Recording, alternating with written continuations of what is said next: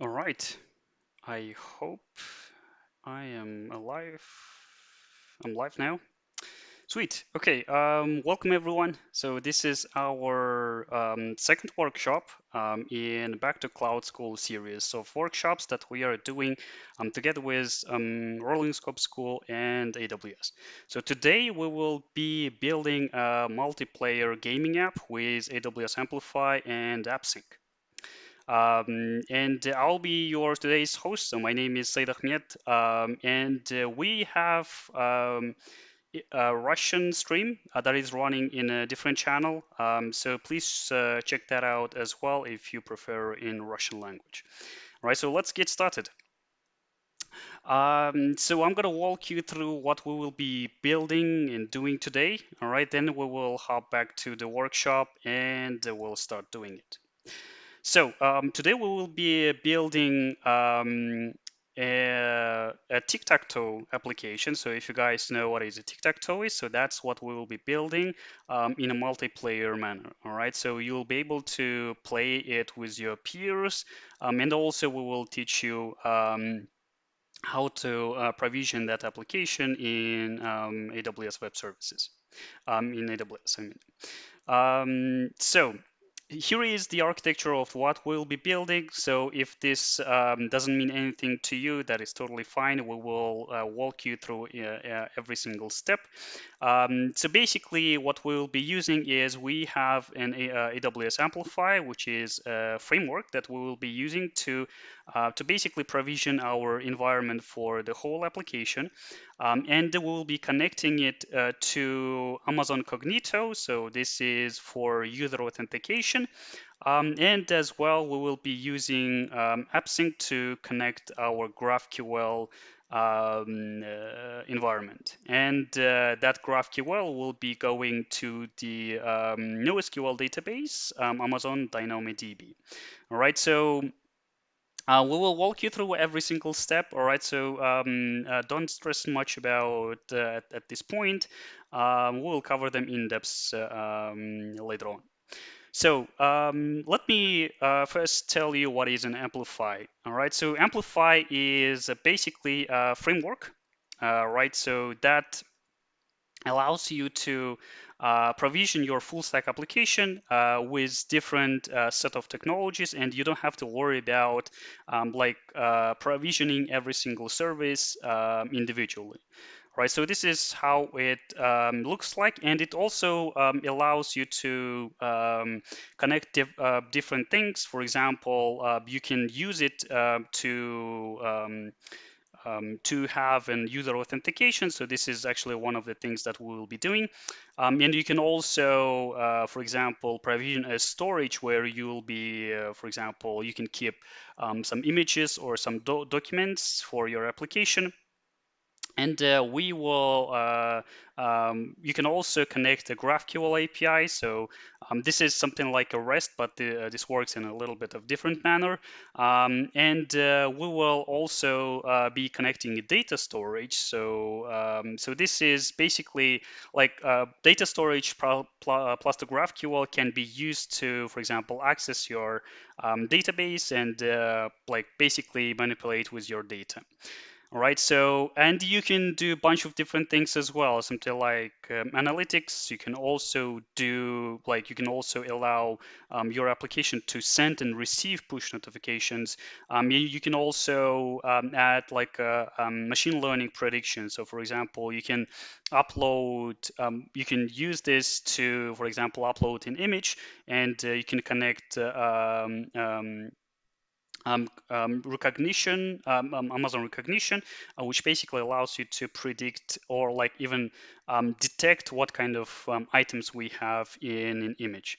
All right, so we won't be covering all of this, unfortunately, but we will be doing the authentication. Also, we'll be connecting GraphQL with data storage, and we will be utilizing the API that is provisioned in GraphQL for that.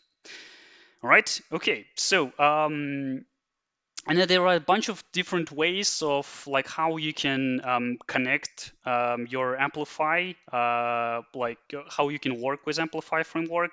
So there is even a separate library, for example, if you want to connect your app using a library. And we will be using an Amplify Studio. So this is basically visual development environment where you can basically see and do like basically clicking on whatever you want to build.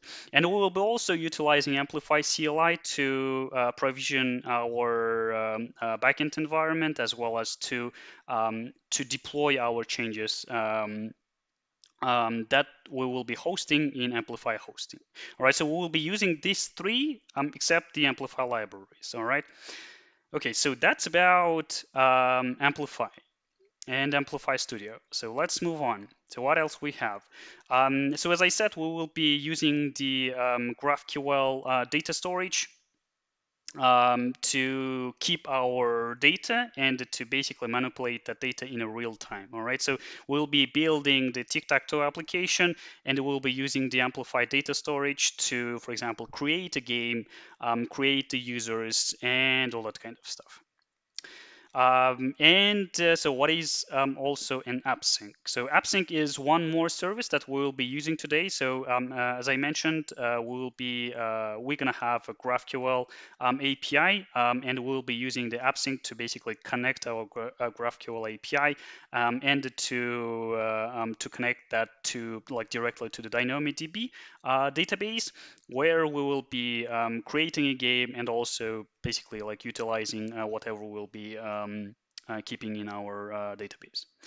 All right, so one more thing about DynamoDB. So for those of you who don't have any experience with DynamoDB, so this is a fully managed NoSQL database, and that this is also a serverless service that you can use to basically like as a NoSQL database. And this is highly scalable, highly durable, and highly available. All right. Okay, now let's hop back to our workshop and let's start building some things. All right, so let me open the workshop studio. So you should,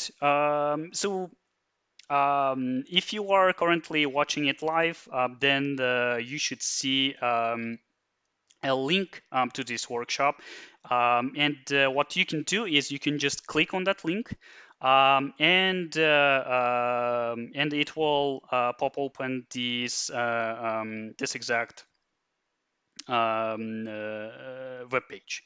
And this is what we will be using to connect to our workshop environment. And we will be provisioning, like the environment is already provisioned to us, and there are only limited seats. So yeah, so that's what we will be doing.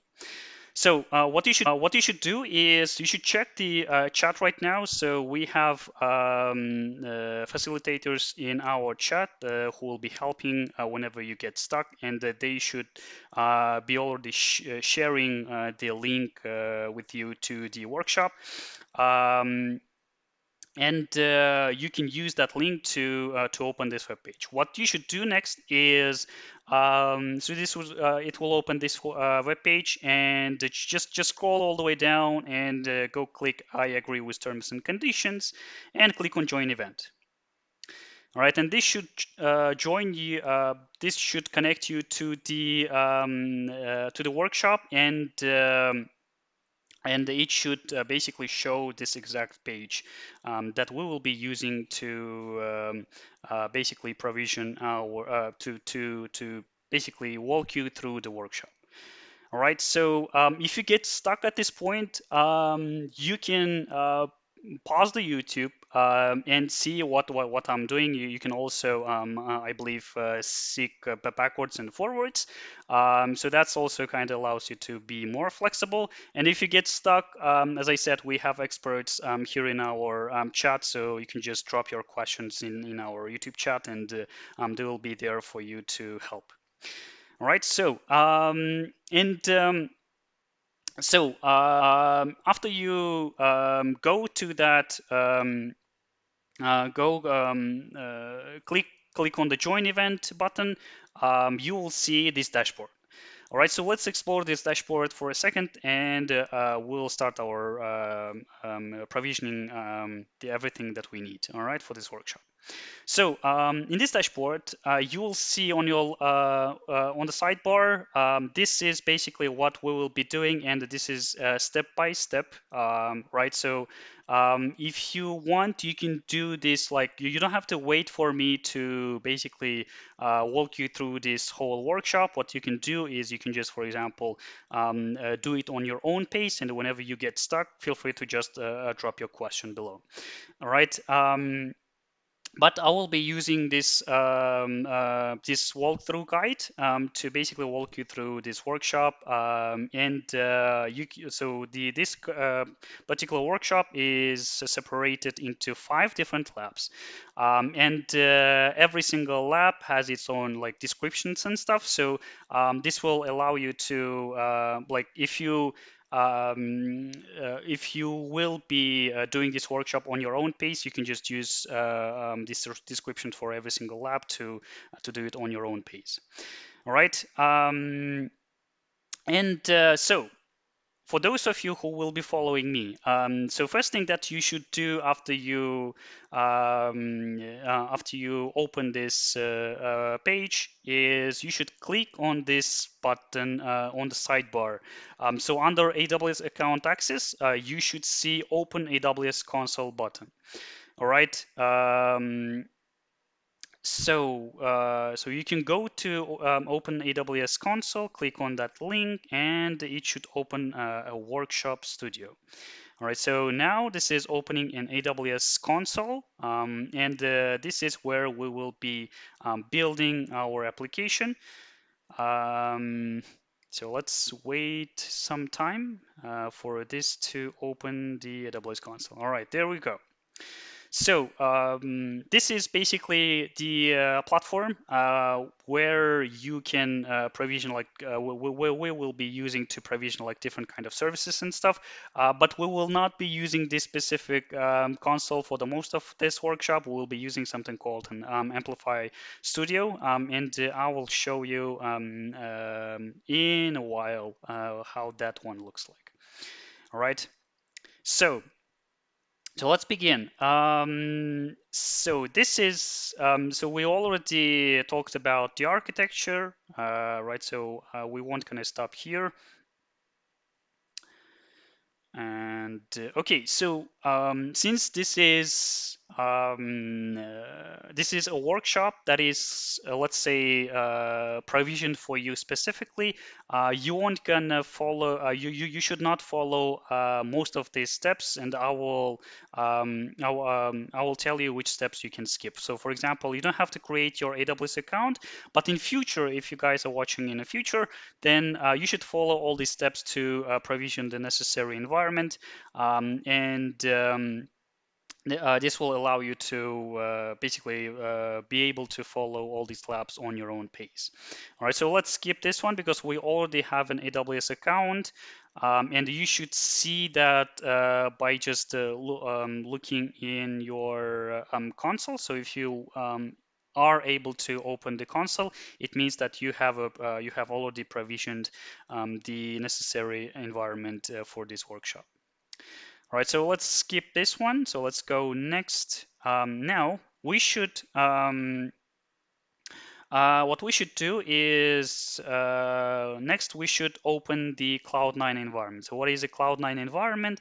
So this is just a cloud editor, code editor that we'll be using to build our application, to deploy it, and also to basically write some code. All right, so this means that this is not the page that I am looking for. Okay, let me try to open it from here. So Cloud9, let's go to Cloud9. All right, so it says error loading your environment.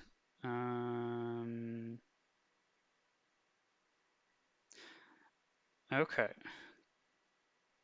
did I miss some step? Okay, so looks like this is not allowing me to open the Cloud9 environment. So which is kind of weird. Okay, there we go. Okay, sweet. Now I can see it. So it takes some time to provision the every single service that we need. So if you stuck and got some errors, just wait some time and it should show up in your environments under the Cloud9 service. Okay, so and we already have an environment set up for like specifically for this workshop. And so this should be the only single environment that we have. So let's click on that one. And let's click on the button open in Cloud9 to open our Cloud9 environment. Okay, so it also takes some time to open the editor. So let's close this window. And so while this is provisioning it, let's go to the next step.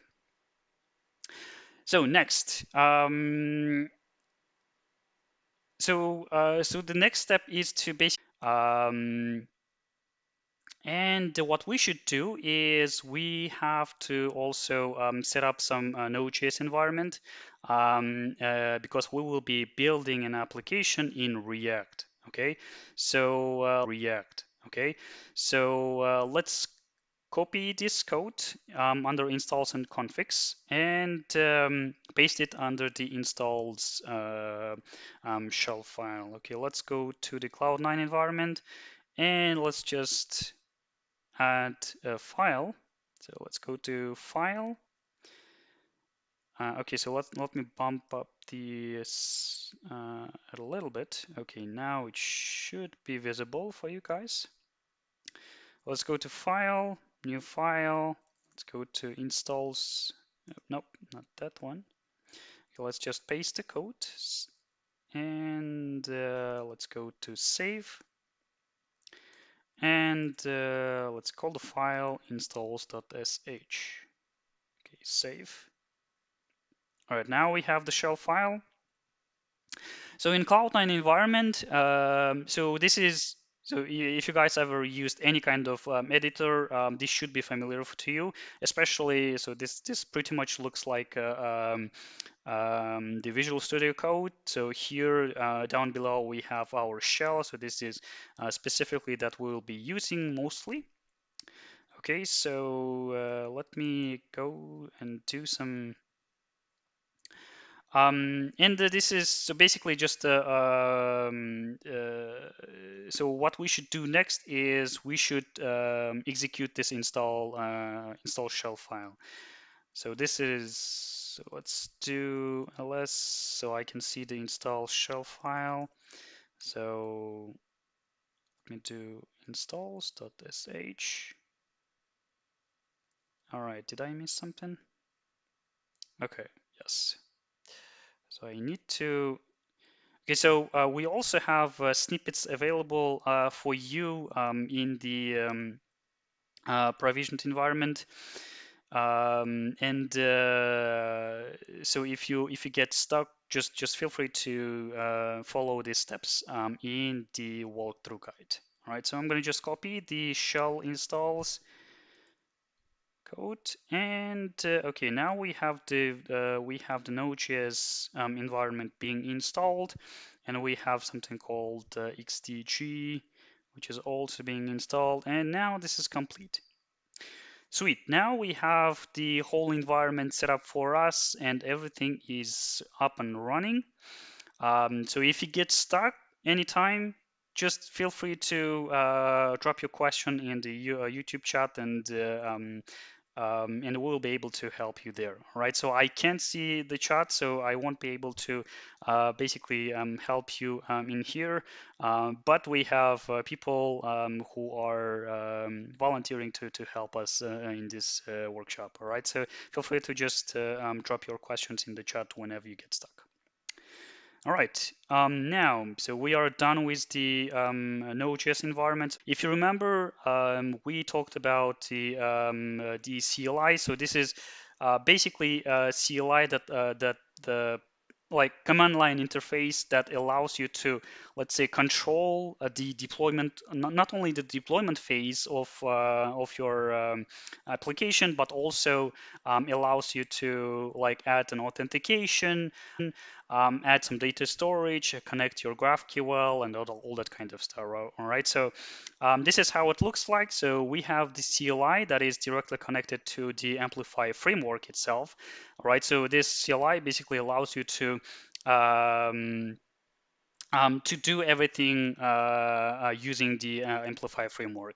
And it also has an access directly to the cloud services. So for example, if you want to upload an image to S3 bucket, then you should be able to do it just by using the code in your application. And it also gives you developer tools that you can use, as I said, to deploy your application, to add some services, and to even host your application. All right. So we will be using the CLI for the vast majority of this workshop, and this is basically how it works.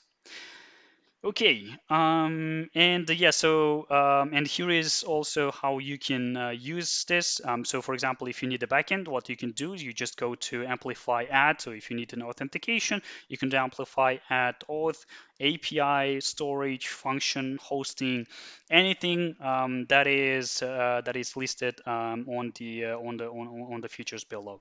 So as I said, Amplify framework allows you to do lots of different things. And everything is possible only just by using the CLI itself. All right. So now, not this one. So let me go to the. So let's install that CLI. All right. So let me just copy the code and go to the Cloud9 environment, do npm installs -g amplify CLI. All right, so this should install the Amplify CLI so that we'll be able to use that CLI directly from our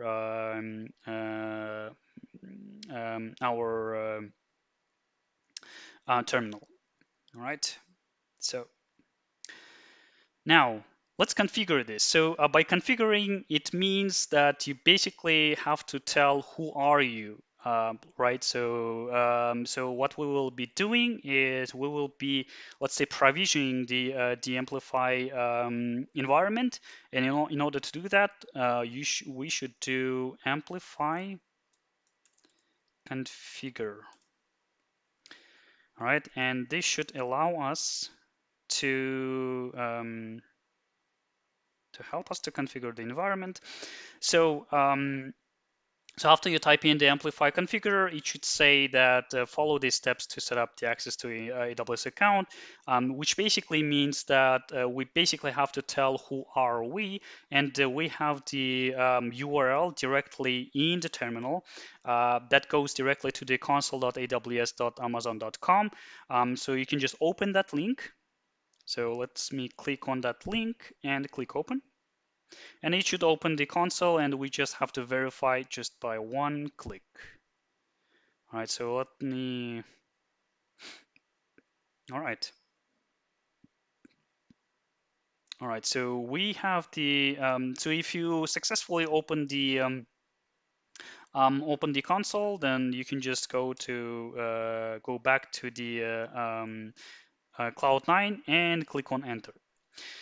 So now what we are doing is we have to provision the environment in a necessary, like let's say something called a region, right? So so for example, what this means is that whenever you are like using in like most of the services in AWS, you have to basically make sure that you are in the right region. All right, so because AWS has lots of different, let's say, AWS has its services like accessible in lots of different areas and regions. And in like a real-time situation, what you should do is you should, for example, like make sure that your environment is provisioned in the, for example, in the area or in the region that is closest to your customers, to your end customers. Right. So for just for the sake of brevity and also just for the simplicity, we will be using US East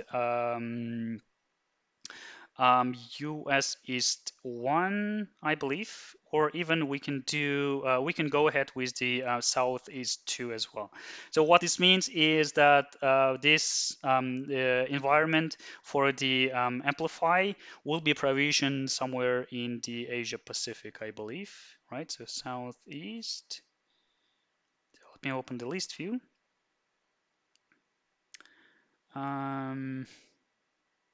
Middle East. Yeah, so there are like lots of, so as I said, so lots of different regions available, and we will be using the closest one for me. So I'm currently in Uzbekistan. I'll be using just AP Southeast 2. All right, so let me go back to the Cloud9 and AP Southeast 2. So just go to the AP Southeast 2. So let's do this.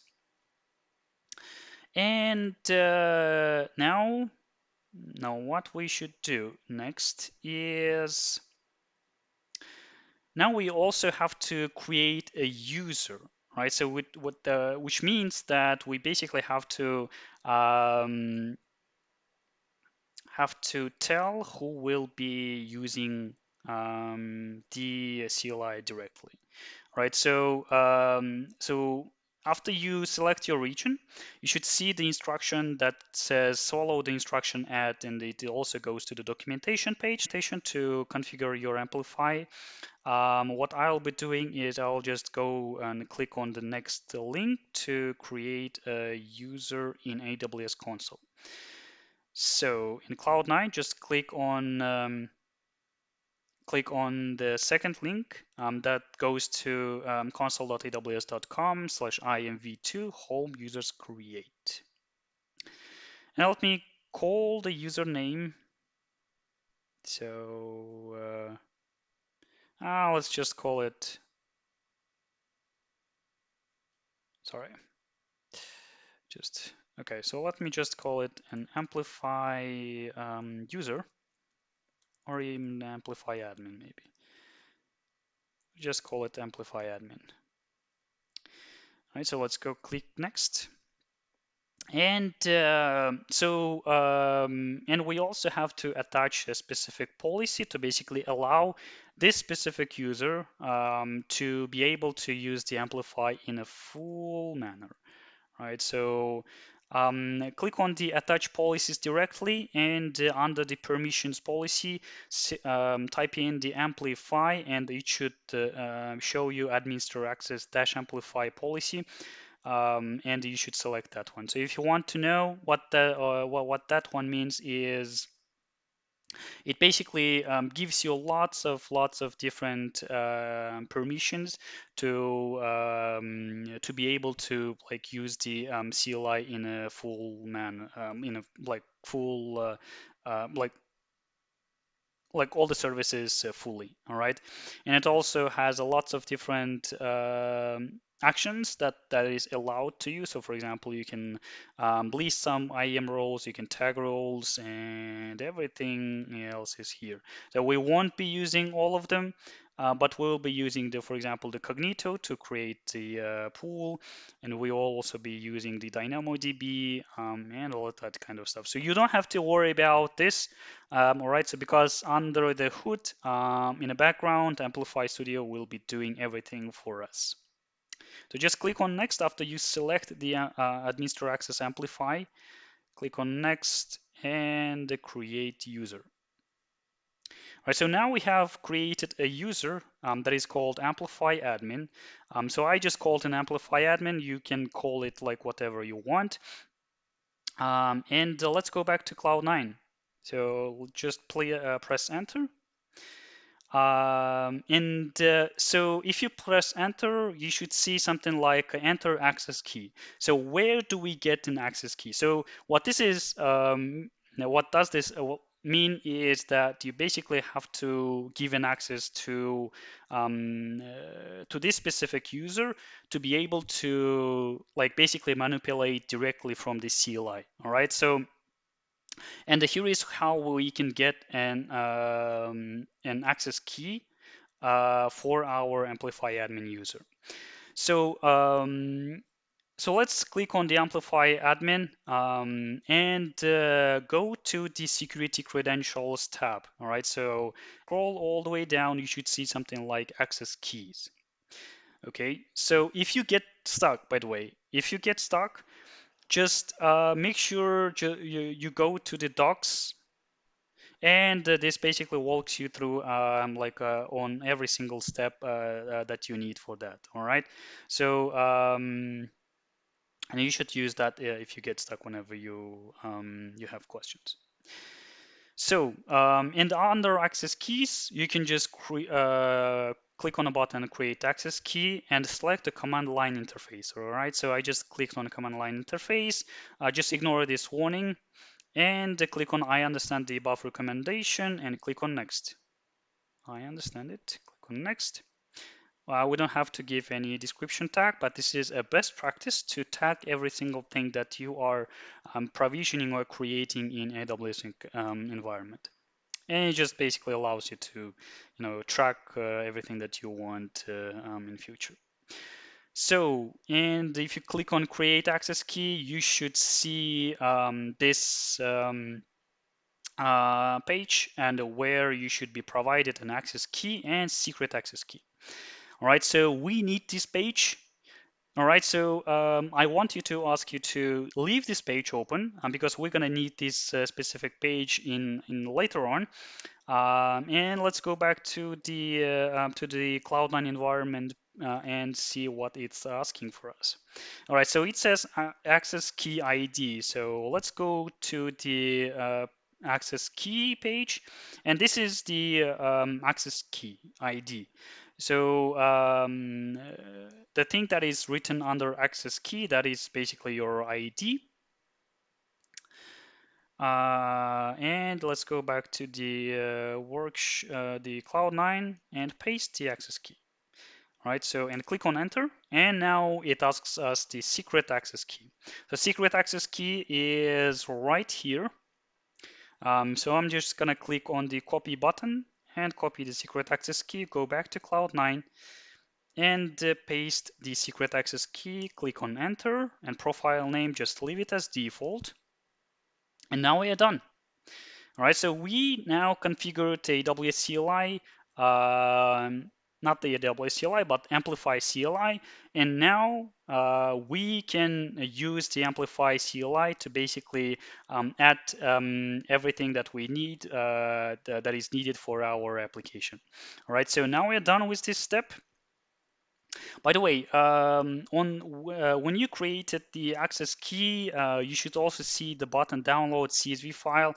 So just for the future, just download the CSV file just in case we lose this page, because this is the only and the only time when you will see this page. So as soon as you click on done, you won't be able to see this page, and just for the sake of it, I'll just leave this page open.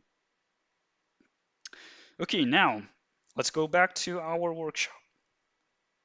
So, so now we are done configuring the AWS CLI, and now we are ready to do our first lab. So congratulations, we just completed the prerequisite for this workshop, so we just getting started. So if you're excited, I'm excited too. So let's go to the to do some, let's say, to the main part of our workshop. All right. So the first lab. In the first lab, we should basically create the visual environment where we will be controlling the like every single service that we'll be using with our application. All right. So and that's called an Amplify Studio. And let's create an Amplify Studio. So in the if you have the console open, go to the console. So if you closed your AWS console already, on the sidebar you should see the Open AWS Console button under AWS Account Access. All right, so just click on the Open AWS Console if you already have closed it. If you have open, so I already have that one open, so I just go here and type in Amplify. All right, so it should just click on the AWS Amplify, and we will be using this page to basically create the visual environment. All right, so participant is not okay. So let's go and click on Get Started and click on Amplify. So if you click on Get Started, so you should scroll all the way down to the Amplify Studio. So you should click on Get Started button under Amplify Studio. So we will be using Amplify hosting, but for now we should just need the Amplify Studio. All right, so we're just getting started. Now I have an error that says is not authorized to perform on resource. Okay, so it seems like I set up something incorrectly. All right. Okay, so now I am not able to list the get the list of apps. So let me try to. All right. So what we should do is we probably have to check if we have the right IAM set up. Okay, so if we have the user already set up for us. Okay, so we are in a southeast 2, so which is fine. So let's go to the IAM and check if we have our user. So we have the Amplify admin, and the Amplify admin has the credentials, and we already set up the credentials.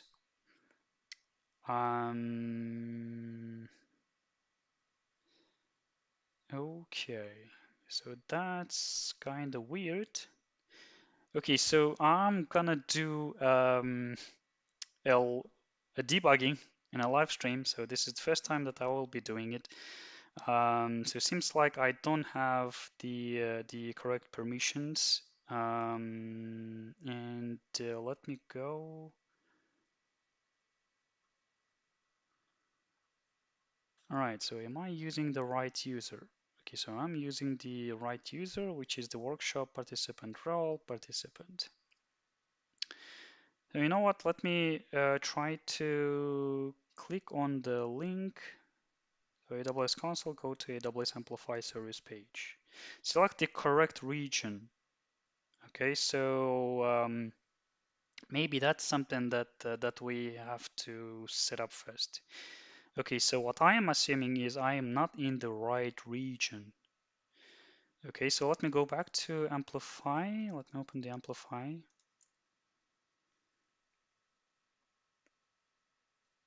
Okay, sweet. Okay, now I'm able to open the Amplify. Maybe we have to go to the US East 1. Would that work? Okay, sweet. Okay, now, so it seems like we have to create, so we have to go to the North Virginia.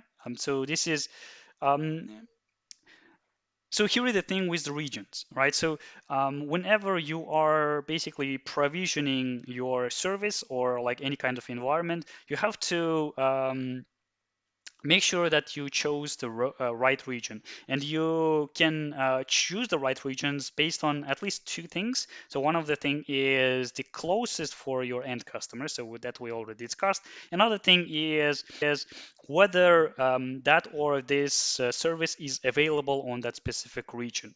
Okay, so And in our case, it seems like the Amplify Studio is not available in the US, in the Asia Pacific, in Sydney region, and but it's available in the North Virginia in the US East. So if you get the same error as I did, so let me show the error once again. Um, so it says something like you don't have the right permissions to basically see the applications that you have created. Then what you should do is you should go to the click on the button that says Sydney on your top right corner. This is basically the region where you are seeing the application. And click on that one and choose the US East to be able to create your Amplify Studio. All right, so now we are in the right region, and let's go to the Amplify Studio once again, and let's go and create an app name. So here is what I'm thinking. So if you remember, we already have created a user, and we configured the Amplify CLI, but we chose a totally different region. So we may have some errors sometime throughout this workshop. So just in case, I will also recreate the user and reconfigure it, reconfigure the Amplify CLI once again in the right region. Okay, so now let's create an application. So I'm going to just name my application tic-tac-toe. Okay, so you can name it as well, tic-tac-toe, and just click on confirm deployment. So now this is provisioning the Amplify Studio. So as I said, the Amplify Studio is something that allows you to basically have like a visual development environment where you can click on, like for example, if you want to add your database, that's where you can do it. If you want to connect, for example, an authentication service, that's where you can also do it. And Amplify Studio also allows you to even, for example, have the Figma design of your application and use that specific Figma design to bootstrap your end application. So this is that simple, all right? But we will not be using like all these functionalities of this AWS, the Amplify Studio. But we will be using at least some of them just to give you a glimpse of what it can do. Amplify. Okay, so this is still we have environment. So right after you provisioned your environment, it may take some time. So after you create that one, don't click on anything and just click on the Launch Studio button. All right. So and this should open our Amplify Studio where we will be spending most of our time. All right. So now it may take also some time to open the studio. All right, so if you see something like select a valid development backend environment, just click on select and click on staging. And this should open the Amplify Studio. All right, sweet. Now let's explore this one. So as I said, this is just a visual environment, right? So where you can do whatever you want. So for example, so on the sidebar, you can see the different things that you can do. So for example, you can directly connect to your database just by clicking on the data, for example. And you can also set up the authentication for your application, and that's also where you can do it here. And you can also use the basically the storage to deploy a storage for your application. So for example, let's say that you want to like upload the user's image to an S3 bucket. That's where you can click on the storage, and basically you can set up the right storage, and this will allow you to basically connect your application directly to the S3 bucket in no time. And you can also create even a Lambda functions. All right. So we also can do a graph, like connect to the GraphQL API. So and that's actually one of the things that we will be utilizing during this workshop. And you can also even build a whole REST API using the API gateway. And you can also use this dashboard to even provision some analytics. You can also use it to like for the AI predictions and lots of different things. All right, so we also have the interactions to, for example, count the clicks of the user or like anything that is related to the user interaction. And we can also even push some, send some push notifications or even receive the notifications in the notifications tab. All right, so what is the basically the main idea of this Amplify Studio is that you don't have to worry about the specific service under the AWS, and the Amplify Studio just gives you the like flexibility. I mean, it just what you can do is you just can build the application and don't even worry about what services are being used under the hood, and that's basically it. So that's like what it's doing, and that's how it can simplify your development.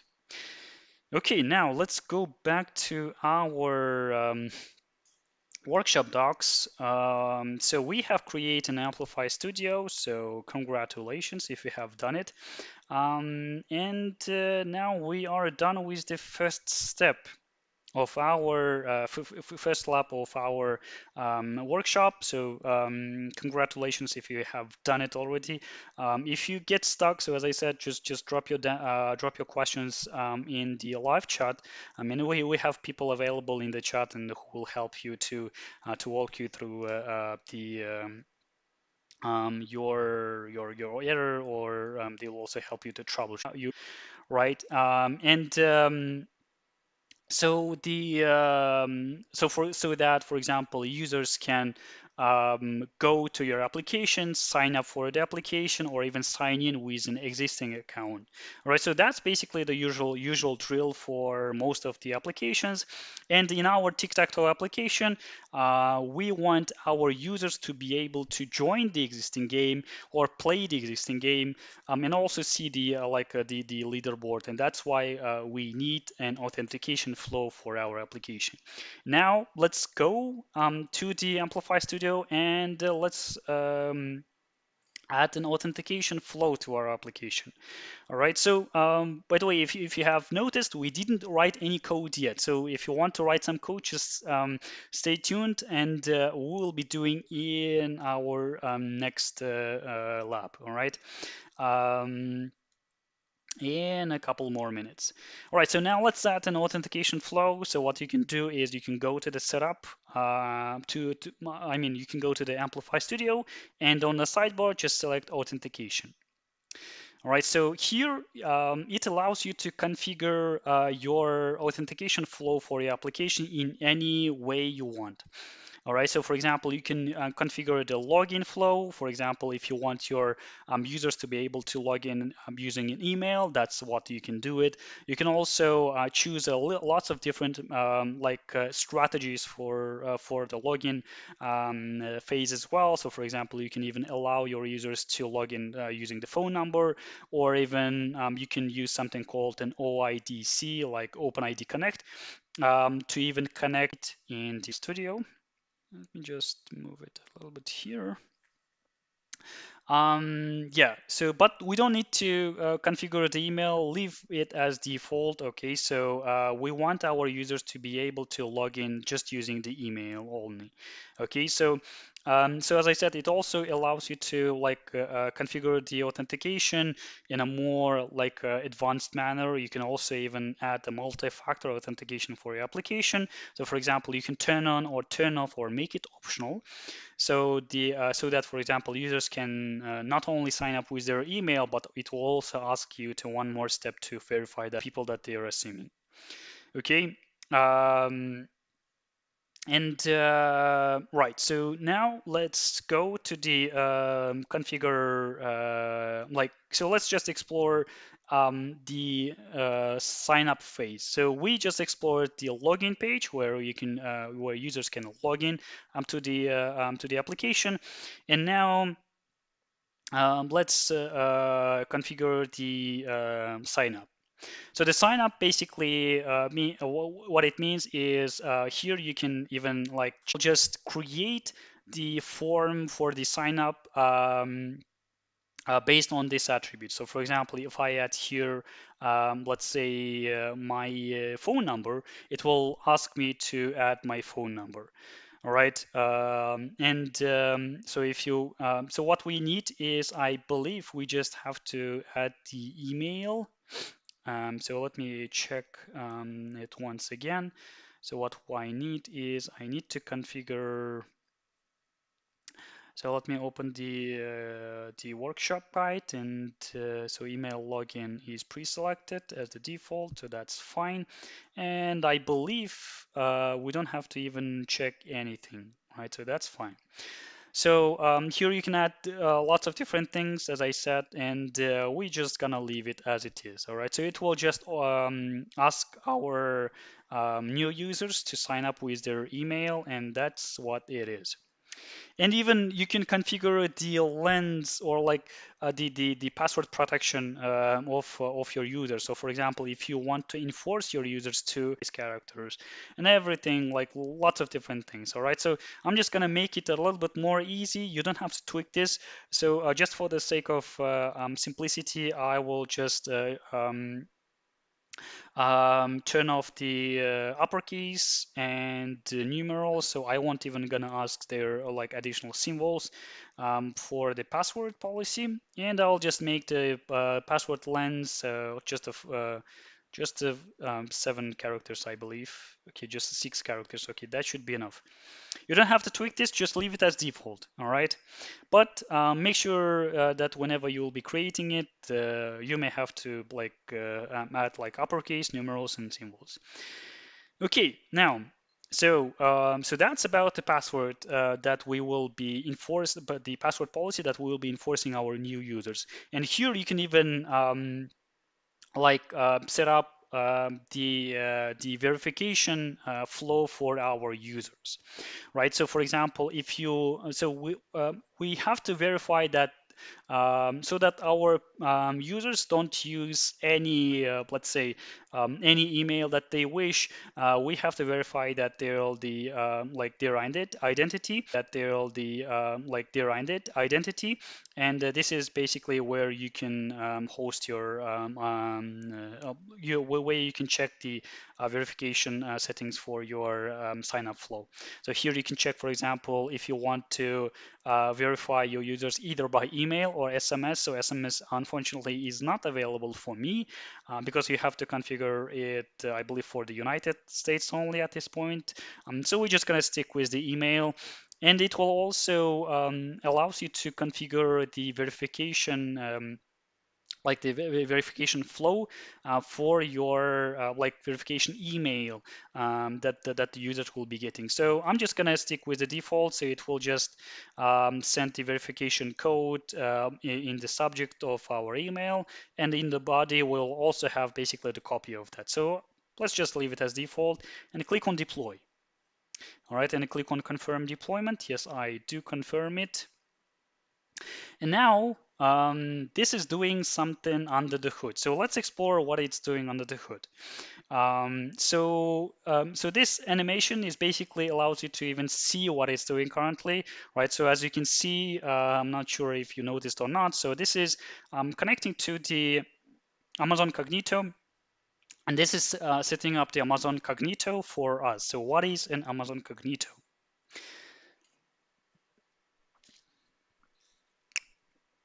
So basically, what is an Amazon Cognito? So Amazon Cognito is one more service of the family of AWS, where which is basically allows you to control the authentication flow of your users. All right, so what it can do is, for example, here we have our web application or mobile application, and we can set up the Amazon Cognito user pool, which is connected either by, for example, OpenID Connect. So what is an OpenID Connect is one of these things like continuing with Google, continuing with Facebook, and all that kind of stuff. And it just goes directly to the web page, and like it allows you to have a login flow and like basically the user authentication flow, and you can sign up you can set up in like in any manner that you want. You can even connect it with like directly with an API, or you can even have like a SAML authentication for like your corporate identity providers, or even you can connect in OpenID Connect if you want your users to be able to, for example, sign up for your application using, for example, let's say GitHub or Google or anything you want. All right, so that's about Cognito, and that's what our Amplify Studio is doing. Okay, so where is my Amplify Studio? Right here. So I believe this is already done. So under the hood, it just created the Amazon Cognito, and that's basically it. All right. So don't close this page in your Amplify Studio, because we're gonna need the we will have to configure the client in our Cloud9, and we're gonna need this code to be able to do it. All right, so I'm gonna close. All right, so let me go back to so let's create an application. All right, so that's where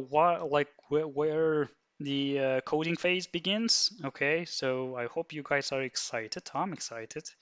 So let's go to the Cloud9 environment,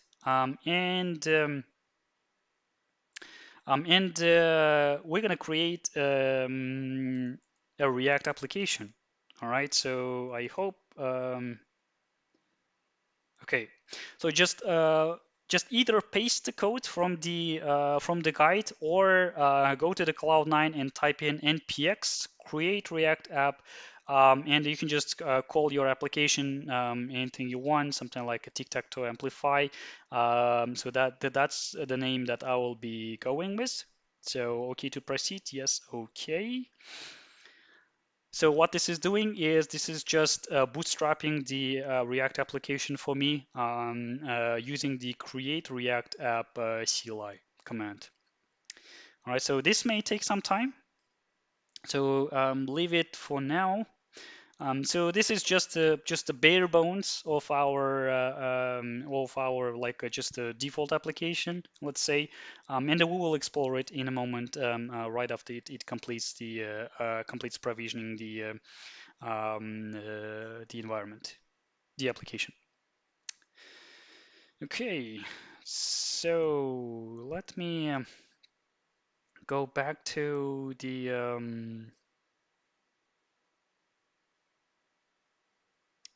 okay. So let's see if this is done or not. So it seems like this is installing the dependencies, everything that we need. So this is where we needed the Node.js. So sweet. Now it's done.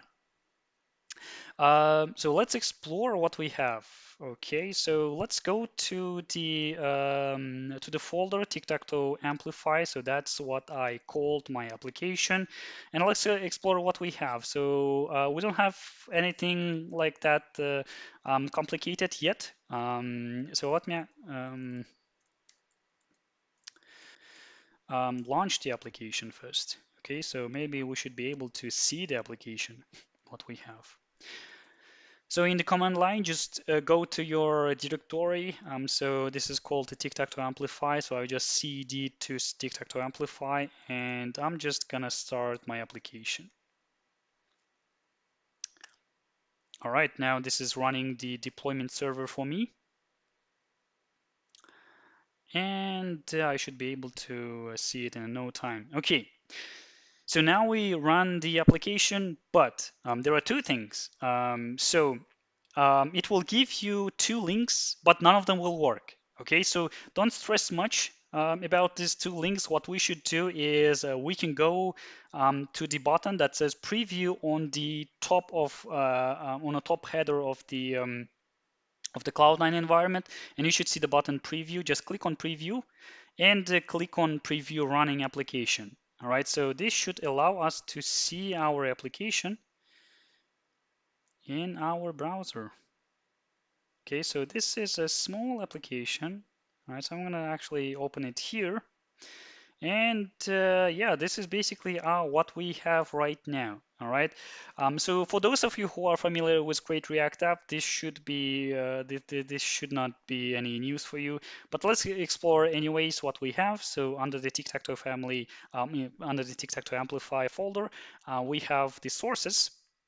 Just the bare bones of our application. All right. So we have the app.js where we are basically have this exact page, and we have some CSS files, and we have some like setup for tests and stuff. So so we won't gonna need any of them. All right. So for those of you who are familiar, this should be just like a hit like a home. All right. So let me actually just keep open the app.js because we will need that one. So what we did so far is we provisioned our Create React application, and we ran our application, and we can see the basic preview of our application. All right, so that should be it for now. Let's go to the next step. All right, now what we should do is we now have to configure so what we have to do is we have to basically connect the Amplify Studio with our application that is running on the Cloud9 environment. All right, so that we are able to manipulate this exact application with the just directly from the CLI and just basically writing the code and pushing it onto the Amplify Studio. All right, but so if you remember, we had we had set up we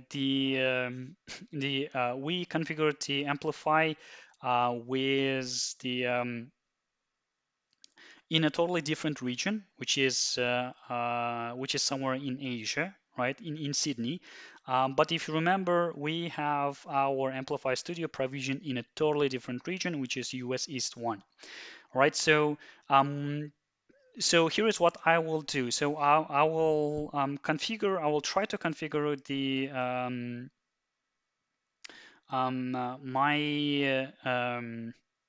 my CLI once again. So go back to the Cloud9 if you have configured the Amplify CLI the way I did it, and click on just type in Amplify configure and click on enter, and this should basically give us basically like just walks us through basically the same questions. Okay, so now when I will be choosing the region, I'll just choose US East 1 instead of South East 2. So which means that I want I want to be able to directly connect to the Amplify Studio, which is running on the US East 1. So that's basically the reason. All right, now we chose the US East 1, and we may have to create or even update the user, but we already have our user, so we're just gonna use the same key and the same secret access key once again. All right, so if you have opened that page that I saw, that I ask you to leave, then that's basically what you'll be using here. All right, so just click copy once again the access key and set up the access key, paste it, and let me also click on secret access key and copy it and paste it on Cloud9. and profile name is default. Now we are set up now. We should be able to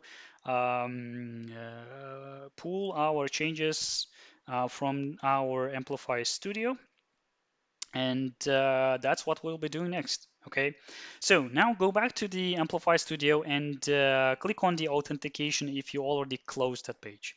All right, so you can find the authentication on your sidebar, and there you will see a step 2 pull latest client config.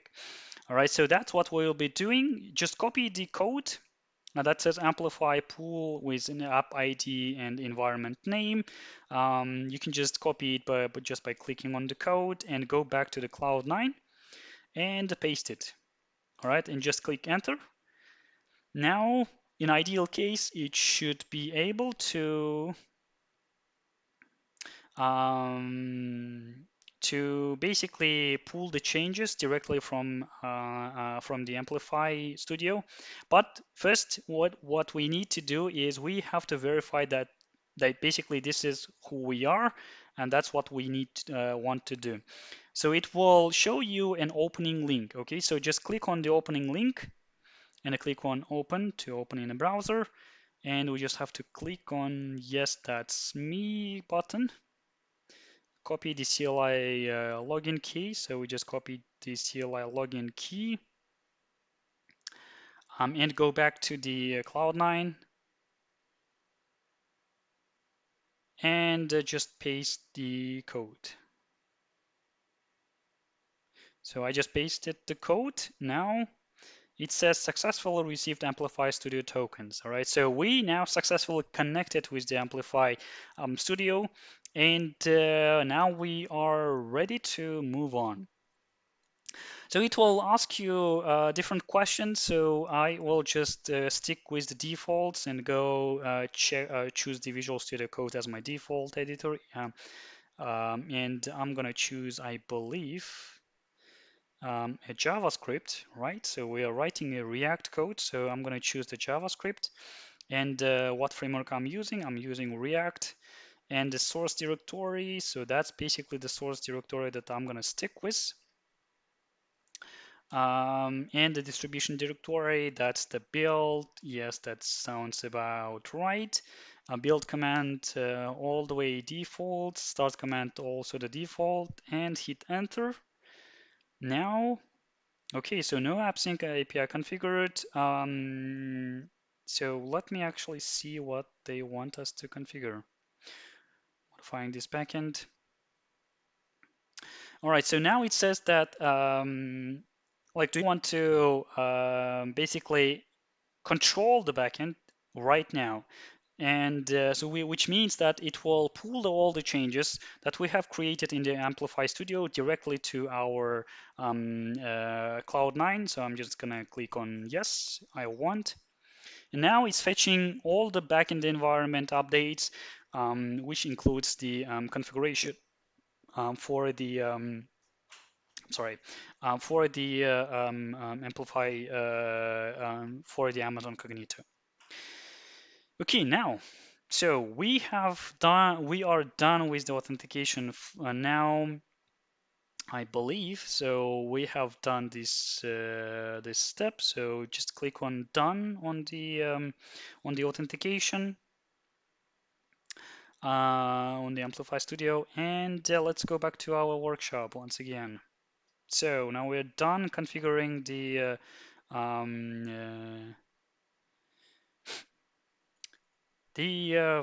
backend and with the Amazon Cognito, and we pulled all the changes to the Cloud9 environment. Okay, now, so far we didn't do anything yet, right? So what we did is, so let's go back once again to the Cloud9. So when we set up the when we connected the Amplify Studio with the Cloud9, it created for us a folder that says Amplify. All right, so you can explore that on the sidebar. So let's explore it first. So what it did is it created basically a backend for our application, right? So that's directly maintained with the CLI and or as well as with the Amplify Studio. All right. So so here you can find different folders. So the one that we are interested in is called a backend, right? So just click on the backend and you'll see auth. All right. So and this is basically where we have the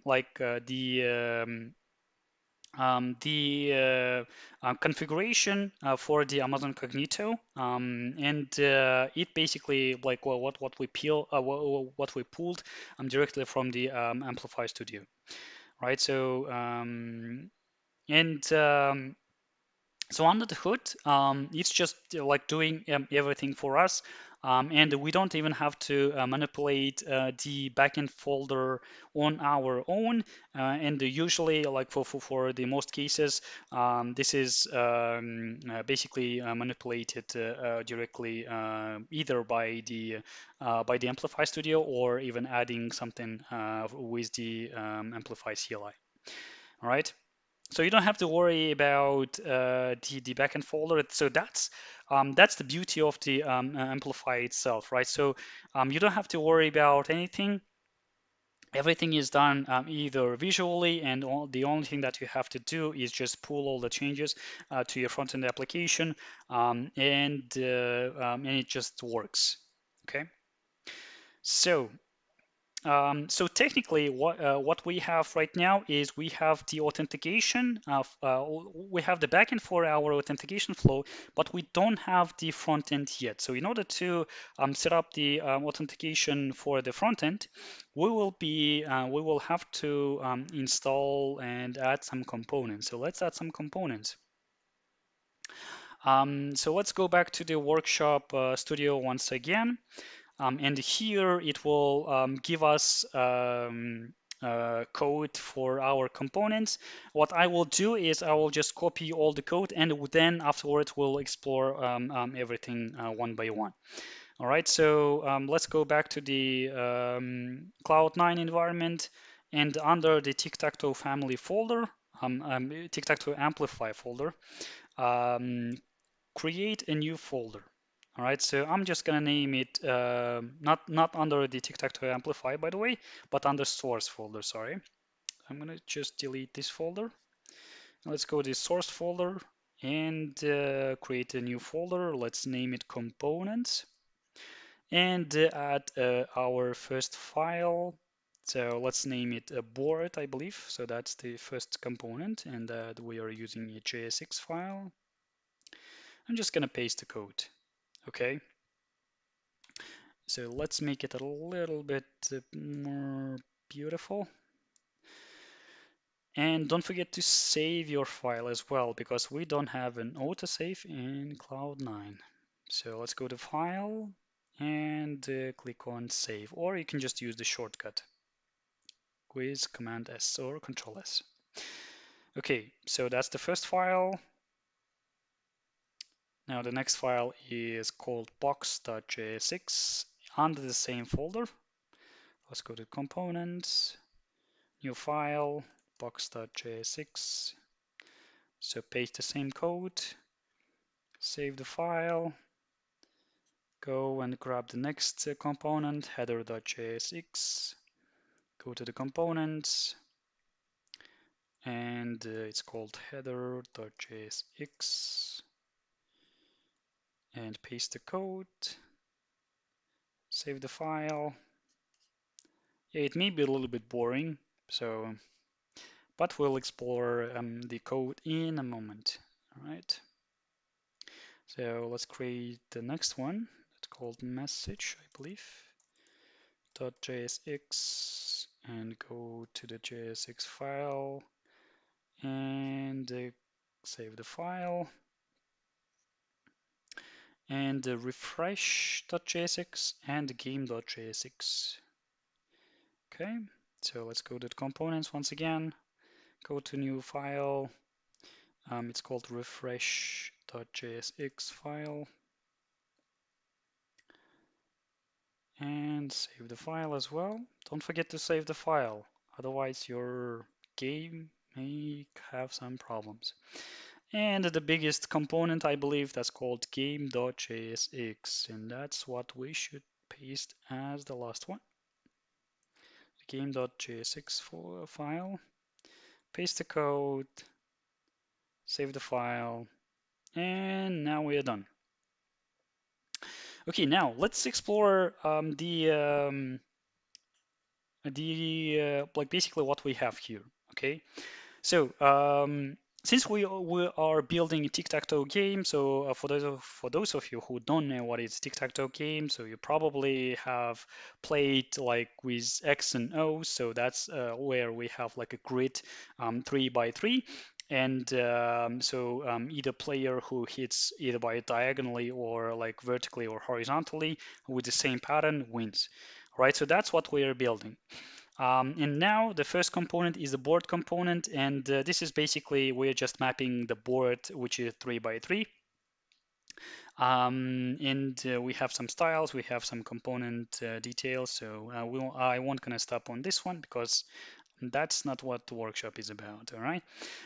So let's then explore the next one, the box. So basically the box, which is 3 by 3, just acts as let's say the container, I believe. Now the game. Okay, so let's leave the game as the last one. So we have the header, which just adds some, let's say, the flair, like the flavor for our application. Does nothing much.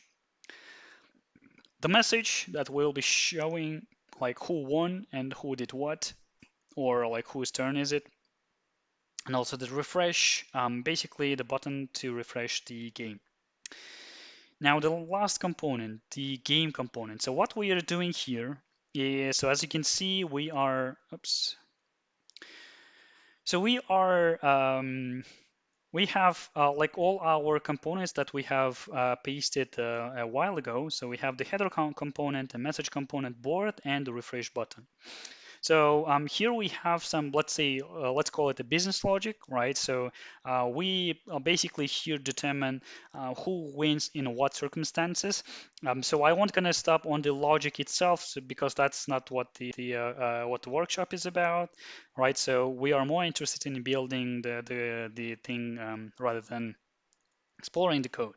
But if you're interested in that, feel free to just walk yourself through the code, and you will basically see that basically we have like we are setting up the board itself, we are like switching the turns, and we are also showing some messages if we have like basically to determine whose turn is it, and we're just returning the everything like everything down below. Right, so now we have set up all the components. I believe the last thing that we need to do is we have to basically update our app.js file. Right, so let's make sure that that's what we should do. Yes, that's what we should do. So let's go to the app.js file and just return the game. Okay, return the game folder. So I will just remove everything else from here. I won't gonna need either CSS or nothing else, and just do something like this. All right, or I just paste the code. All right. So we just basically pasted the code for of our main component that is called the game component, and just save the file. All right, so let's save the file. And so next thing what we need to do, so now we have some kind of like a visualization of what we have built so far, right? So we don't have any kind of logic yet, but let's see what we have right now, right? So I'm just gonna go to the console once again and run my application. Go to npm install, and it should start my development server, and afterwards, all right, so Amplify. Okay, did we all right, we set up everything. Oh, you know what? Seems like we forgot to install the necessary packages for our application. All right, so I believe I missed one step. Oh no, that's actually the next step. Okay, so let's do it. So let's install the necessary packages. That is the AWS Amplify, and also we are installing the library for our React application. All right, so here is what it's doing. So Amplify Studio actually build, like, they actually have their own design language even, right? So if you're interested to like, for example, build your own, let's say, custom application, you can even, like, for example, upload your Figma design files directly to the Amplify Studio, and it can bootstrap your application. But right now we will be using something called an Amplify UI library. And so if you are familiar with like a Material UI or like a Bootstrap CSS or something like that, that's basically like what it is, right? So it just gives you the predefined components that you can use directly in your application, and it just works. And they are pretty beautiful. So for example, you can build this type of cards. So of course, we will not be using like let's say to build like a gigantic application. We'll just be using the plain default and some simple components in our UI. But make sure that you explore this library as well, and it just allows you to like build directly using the like their design language, and I find it like beautiful. Okay, so that's about the components. So that's what library we are basically installing right now. All right. So let's go back to the Cloud9. So this is done installing, and go to npm go and run once again your application. And now it should run without any errors. Okay, so this is bootstrapping my development server. Let's give it some time. Okay, so this is still running. Okay, so later on, by the way, we will be using something like this form. And this is basically like one of the, let's say, components that is directly used inside our application that we are building for the authentication flow.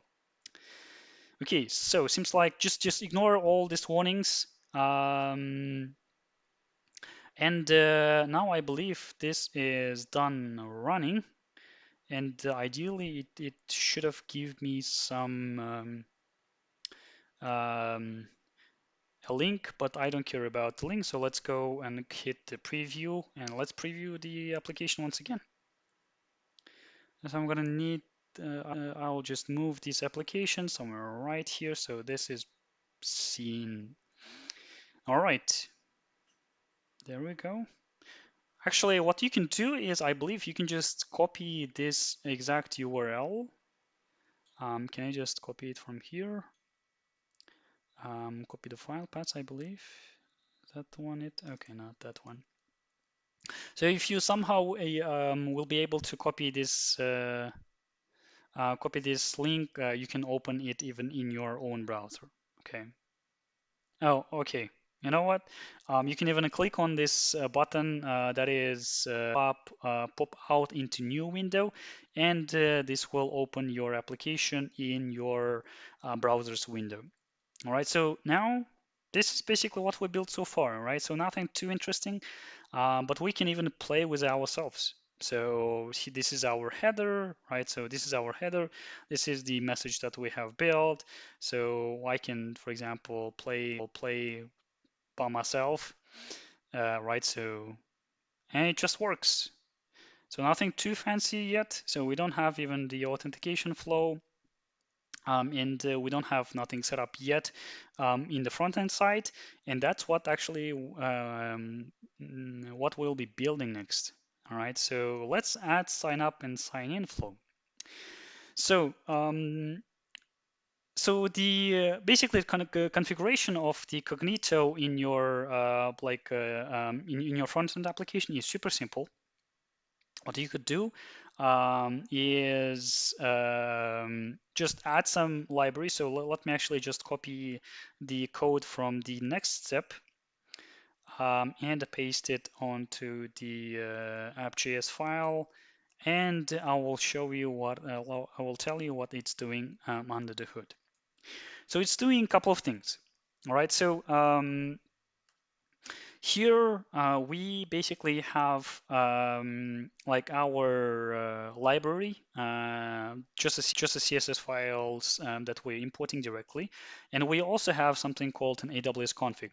So if you open the AWS config, which is under the file AWS exports, that's where your credentials and all the secrets are kept. So ideally, you should not if you will be pushing this code somewhere to the repository, you have to make sure that that's under the git ignore file, right? So otherwise, you will just end up pushing your secrets to the whole public, and they will be able to basically connect directly to your application. So that's what we are doing. So we're just configuring the Amplify and basically just giving it the AWS config file. And the rest is just plain React, and we're just using the higher order component that is called with authenticator. It just wraps the application and it gives us two things. So we have the sign out. This is a function. And we also have a user, which is the current user, right? So we will be using the sign out and the user in our game component. So let's actually open the game component. And I'm gonna grab the next sample code from my workshop studio for my to basically use the user and sign out function. All right, so just go to the update components to manage sign in, sign out section on your workshop studio. Grab the code and go to the game.js. All right. All right, so just paste the code. And this is what it's doing. So you know what? I actually forgot to save the file. So let me save the file. Save the file here as well. So we are basically using two two properties that we just passed to our game component directly from the app component, right? So those are called sign out and the user.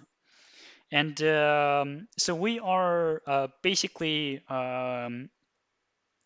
using these two things to control the user authentication flow, and we are using also the sign out function that Amplify allows us to use to sign out the existing user. All right, so we're just passing to the header where we should be using the user and sign out. And let's go back to the workshop studio once again and grab the code from the signout.jsx file. Okay, so we have to, so this is a new file, and we have to create that file, create that component. So let's go back to the Cloud9 and go to the components, create a new component. Right, so it's, I believe this is called signout.jsx, and open the file, paste the code, go to the file, save the file, and that's it. So here it's using just a plain button, and we will be utilizing this button in the header to basically sign out the user, I believe. So that's the next step. So we already modified the game.js. And now we should modify the header.js to be able to add that specific button to the sign out to allow users sign out from the application. Let's go back to the Cloud9. Just modify the code. Just paste the new code to the header.jsx, and that's what we are doing here. All right. So in header we modified it a little bit, so we still have the header, but we also added our new component that is called the sign out, and we are passing the function to sign out user. Okay, so that's basically the drill here. Okay, so I hope it makes sense. And now let's check it once again. All right, so I don't have to actually, so I already have my application running. So if you don't have your application running, just go to the console once again and type in npm start, and it should run your front-end application. So I already have that up and running, and I also have that open under different windows. I'm just gonna go there. Right now, here we go. So as I said, we didn't even configure this specific page, right? So we didn't add the sign in or even sign out page with this like all these tabs. Everything that you can see here is directly pulled from the from the Amplify itself. So Amplify just allows you to, so quickly bootstrap like whatever you need. And it just allows you to like see this, let's say, guardrail for your application, right? So and let's so that should allow us to creation, right? So now we have our application with an authentication. We can sign in even or even create an account. And let me just create an account. So you know what? To create an account, I'm just gonna use you can use your own email, but I'll just use a disposable email just for the sake of simplicity.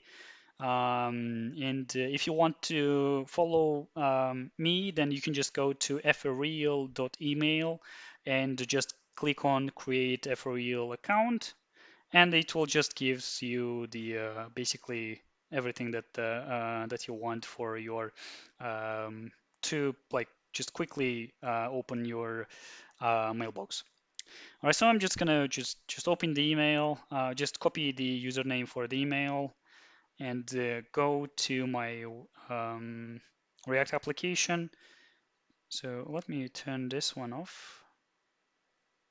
Okay, so so this is my email, and I'm just gonna give it some kind of like a password. So let me just come up with some password. Okay, so this is a super secret password.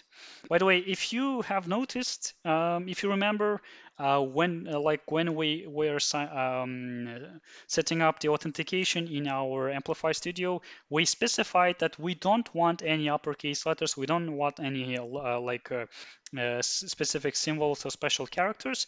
This is where you would see your let's say the errors that are contradicting your password policy. So I specified here. So let's go back to the authentication and let's see what I have as my password protection settings.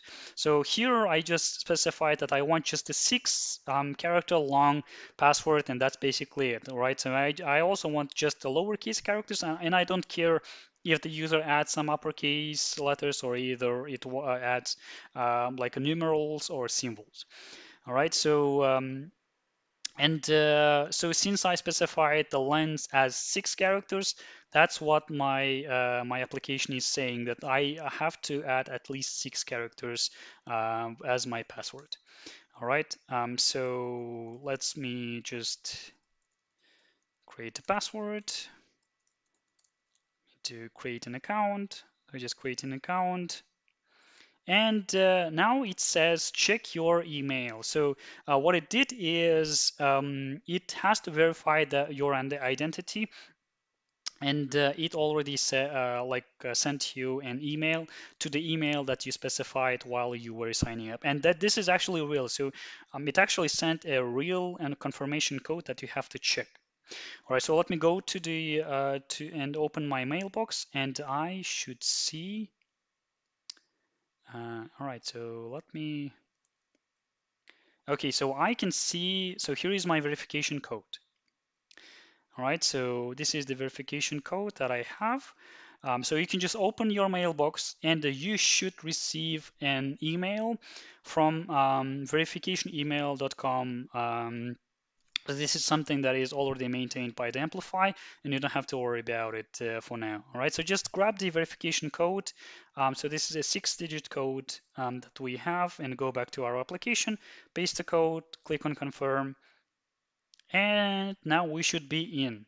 All right, so as you can see, now I can see my email. So it says hello, Trevor64, and I'm even able to log out from my application. So let me click on log out and check if I can log out. So I can sign back in with my password, if I can remember my password. So let me click on sign in. Let me just cancel it. And yeah, so it works. So I can sign up a user. I can sign back in with my same with the same email. So under the hood, what it's doing is, as I said, it is using an Amazon Cognito to basically, let's say, handle your authentication flow. So somewhere in the Cognito, it created something called an identity pool, right? So identity pool is not an identity pool, but the user pool. So the user pool basically what it means is it just saves the credentials of your user somewhere inside its storage, and you can basically use the same credentials to sign back in, and that's basically how it's like handling under the hood. And if you want, you can just even explore it on your own in the AWS console and go to the AWS Cognito, and you should be able to see your user pool being created. Okay, so so everything else works the same. So I can, for example, play the game as usual. So nothing too fancy here. We just added the authentication and it works. Okay, so now we're done. Let me just log out just for the sake of it. Let's go ahead with the next one. Okay, so let's go. So so we already checked everything here, so we can skip this part and let's go here. All right, now, so I want basically allow this application to be able to like work as like a multiplayer game, right? Excuse me. And I want to host it first. So hosting your application is also one of the, let's say, features that is offered by the Amplify framework. So let's go back to the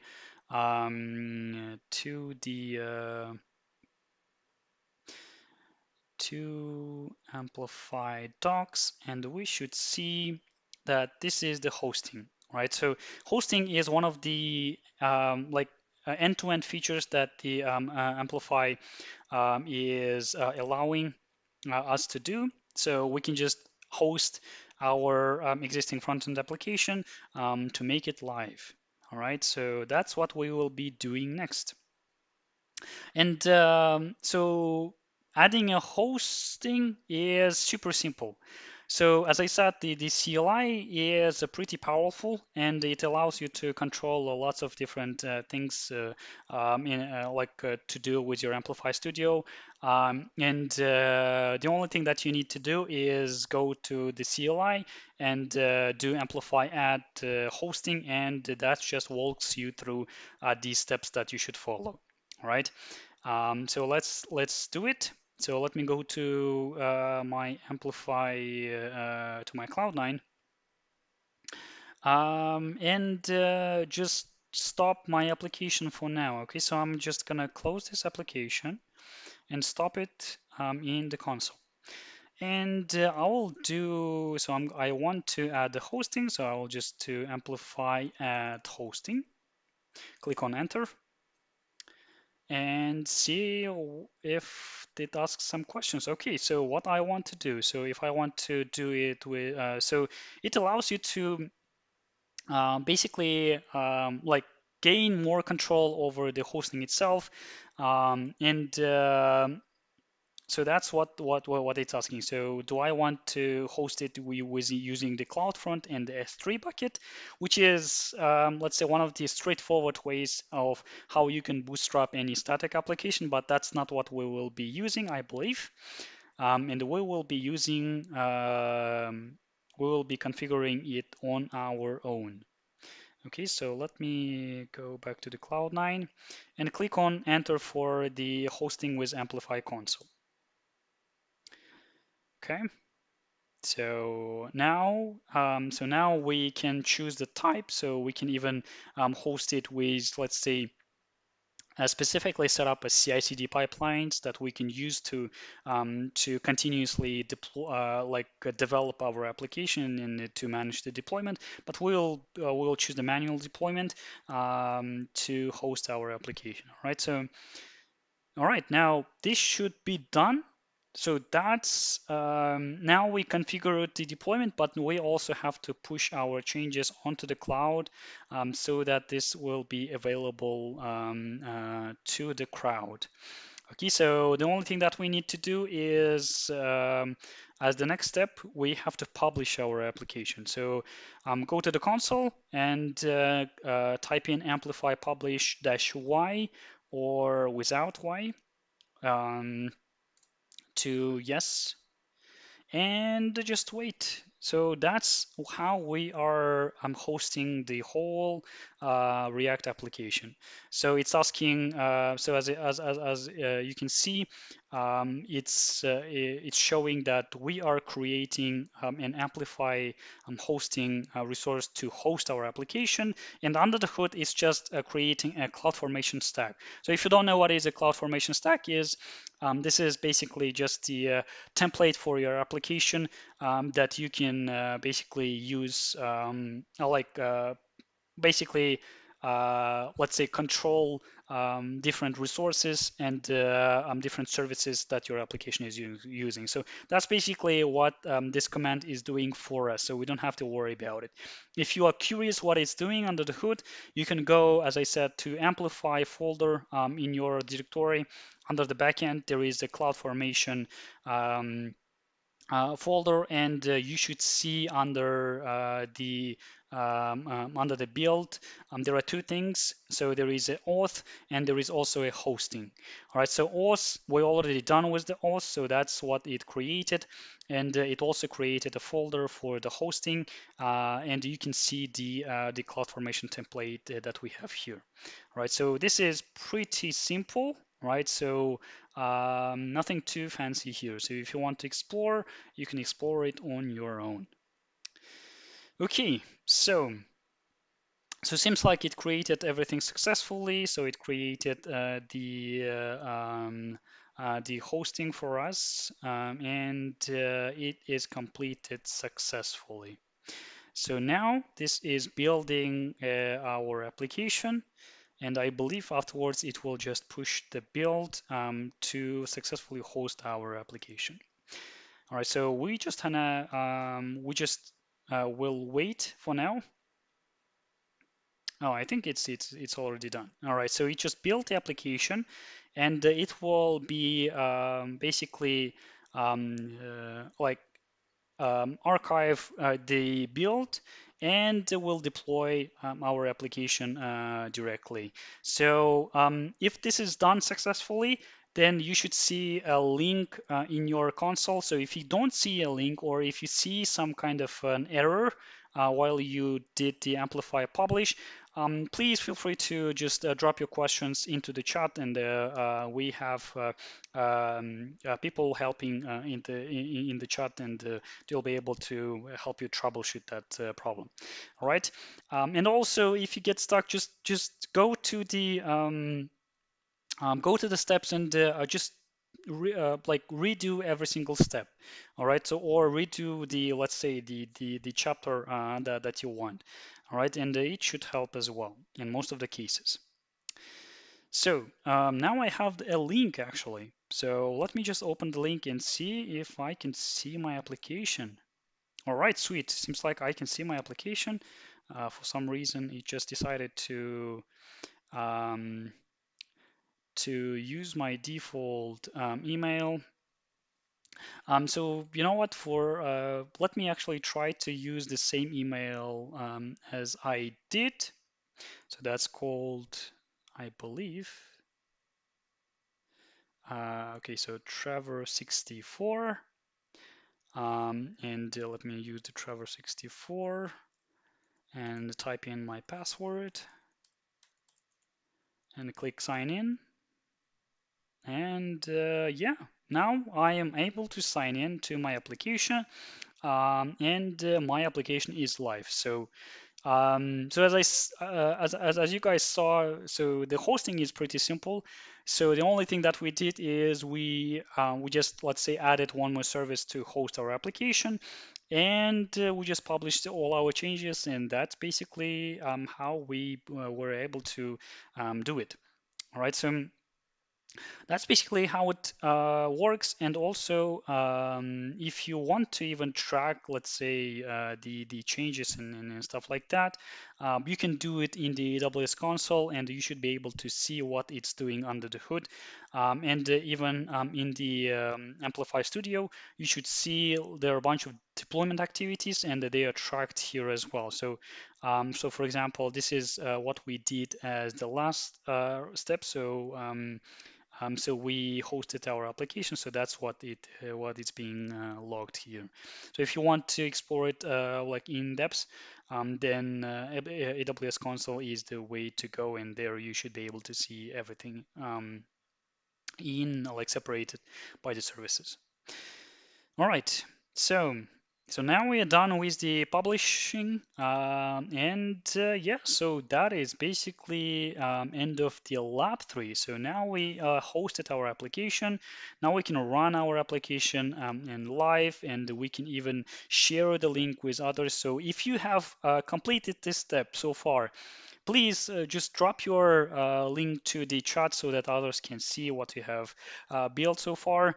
And afterwards, we'll be able to even add some like multiplayer functionality, and you'll be able to even play. Now let's move on. And what we will be building next is our, let's say the business logic, right? So far, we are not keeping any kind of like information about our game status, and also we are not keeping track of games or game results. And for that specific reason, we have to add something to basically keep track of our data, right? So that's where comes the AWS AppSync, and we'll be using the AppSync to basically create something called a data storage. All right, so the data storage is so AppSync basically utilizes the GraphQL under the hood. So let's explore the GraphQL first, I guess. So we're gonna have something called like resolvers that basically will handle our like a business logic for our application. And now as a next step, we will create our schema to keep track of our game and game results, and everything is saved in a DynamoDB database. And what we will be doing and what we will be using the GraphQL for is we will be using the GraphQL to basically connect to our DynamoDB database. And we will also use the AppSync to basically like as an engine that will provide the let's say the API for the GraphQL and the connection between the to the database. All right, so and there is something called we have to create a data model, right? So the data model is basically, let's say, whenever you create a database, you basically have to build something called an like entity relationship model, right? So we will do the basically the same. So we will be like if speaking in this SQL language, we'll create a table, or like in a NoSQL language, we'll just create a collection. All right, so we're just gonna call it model, and that's what we should do as our next step. All right, so to create a data model, or even to create basically the data logic to our application, we have to go back to our Amplify Studio. And in Amplify Studio, you should see on your sidebar a tab that is called a data. All right, so here we will add, as I said, something called a model. So model is just a table or collection. Okay, so let's see what kind of collection we have to create. So let's go back to the workshop documentation and see if the design. Okay, so I'm interested in the fields. So there is a host ID, opponent ID. Sweet. All right, let's go to the Amplify Studio and click on Add Model. And we're gonna call it Game. So just assume so far that this is a table or collection of your application in the database. Okay, so to add any kind of field, what you can do is you can just click on the Add Field button. And I believe the first thing that we need to add is host ID. And you can basically, visually add any kind of data type for your field. So for example, I want my host ID to be a string, but the host ID is basically an ID of a user who create a game. So that's why I will mark it is required. So is required is on like on your right hand side, required. Okay, so just click on Shift Enter, and it should add the one more field, but it didn't do the job for me. So the next thing is we have to add an opponent ID. So the opponent ID is an ID that basically the user ID of your opponent with whom you will be playing a tic-tac-toe game. All right, so this will be needed eventually, but so far we don't really need it. But just add it as not required. So this is not required so far, but we can mark it required after we add the multiplayer functionality. So let's move on. So the next field that we need to add is the board. Okay, so let me add the board. And this will be a JSON. So it's not called JSON, so it's called just an AWS JSON. And this is not required yet. And we also have to add the turn and the result. All right, so turn is a string as well, so we're going to leave it as string. The result is an enumeration. Okay, so enumeration, so in order to add an enum, so enum is basically just constant values that you can use for this specific field. And in order to create an enum, just click on type and go to enum and create new. Now let's go to game. So we're gonna name the enum game result. So the potential values for our enumerations are limited, so we only have three cases, right? So we have to have an enum for draw, right? So where neither of people basically wins the game, and we also have one X, for example, and one Y, right? So it means that, or not X and Y, but I believe it's, yes, it is X and Y. So it means that the game result will be equal to 1x whenever, for example, the host wins, and 1y means that the opponent won the game. Okay. So far we have created two models. So we have game and we have created an enum for the game result. And we have two more remaining fields that we have to add for the game model. All right, so let's see what we have. So we have to add also the host name and opponent name. All right, so let me just add two more fields, the host name, because that's string, right? Yes, and also an opponent name. That's also string. All right, so far we have created models and we are done creating them. So what we do next? So afterwards, after we have created it, we have to do to basically allow this to be used only via authenticated users. So we don't want anybody to like write or like we want only the authenticated people to gain access to the game model that we have created, right? So we don't want anyone from outside who are not authenticated to gain an access to the game. So that's how we have to. So that's what we have to configure now. So in order to configure it, we have to go to the GraphQL API settings that is right under the data modeling. So we didn't left the data tab yet, so you should see a GraphQL API settings right here. So let me bump the size a little bit so that you guys can see. So this is called the GraphQL API settings. Click on GraphQL API settings, and here we have to configure an authorization mode. So currently the default behavior is using the API key, but we don't want an API key. We want to use an incognito user pool. So what it means is whoever signed up with the Cognito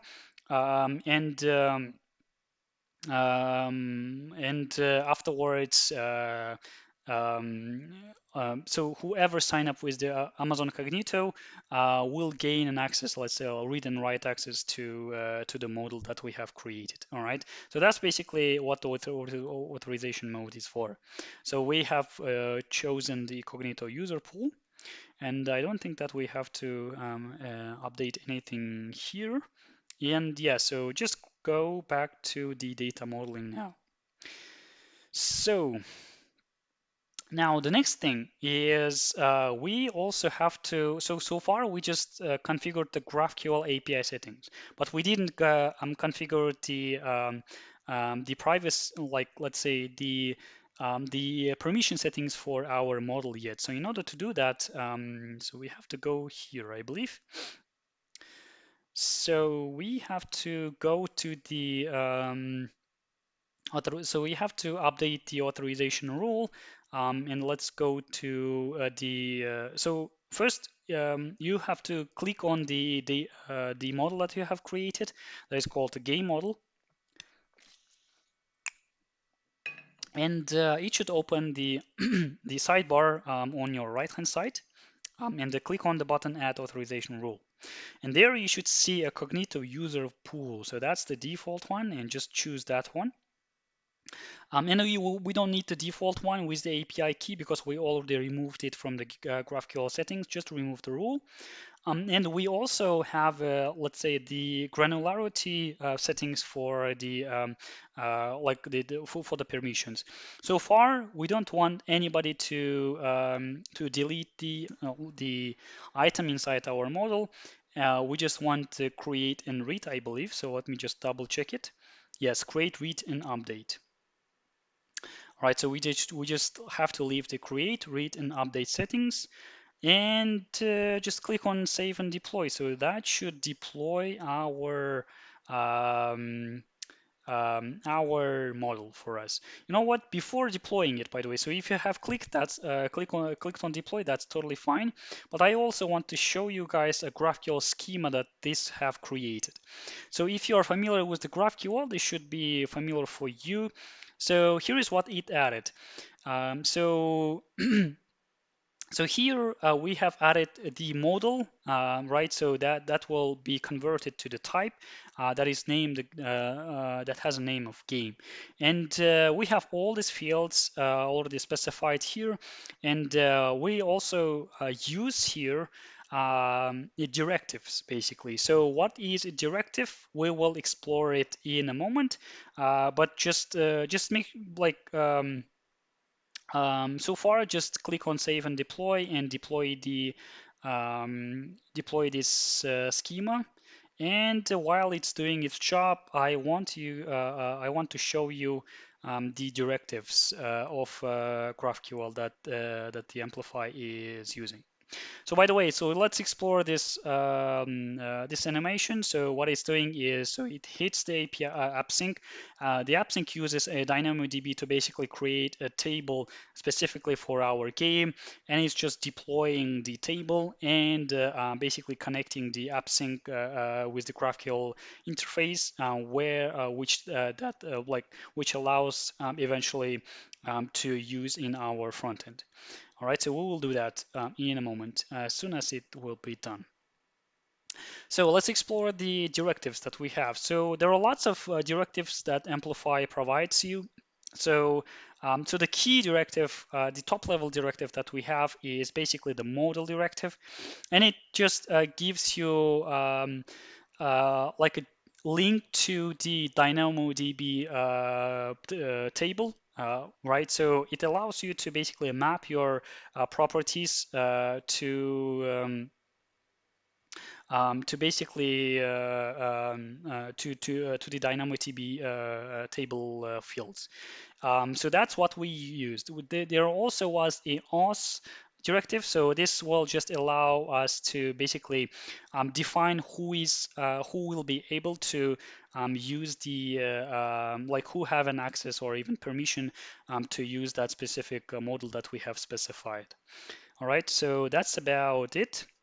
Now, now let's go and see if it deployed the data model. So it didn't deploy the data model yet. So basically, what we should do next is we just have to pull everything back to our front-end application, basically the same way as we set up the authentication with the user. And yeah, so that's it, right? So here in the description, it also says that so it is basically needed for us to be able to create a game, to also update the game. So that's why there is an update, because we will be changing for example, the result that we have specified, and also we also have to be able to create a game, right? So that's all the necessary changes. And go back to our Cloud9, paste the same code. So just take the code from the Amplify Studio. So there is a code provided for us. What it's doing is it's just pulling the changes that we have created inside our Amplify Studio, and we're just syncing the Cloud9 environment with our Amplify Studio. All right. So all right, I didn't hit enter, so hit enter to pull the changes.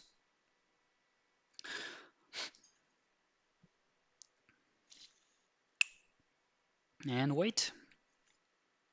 All right.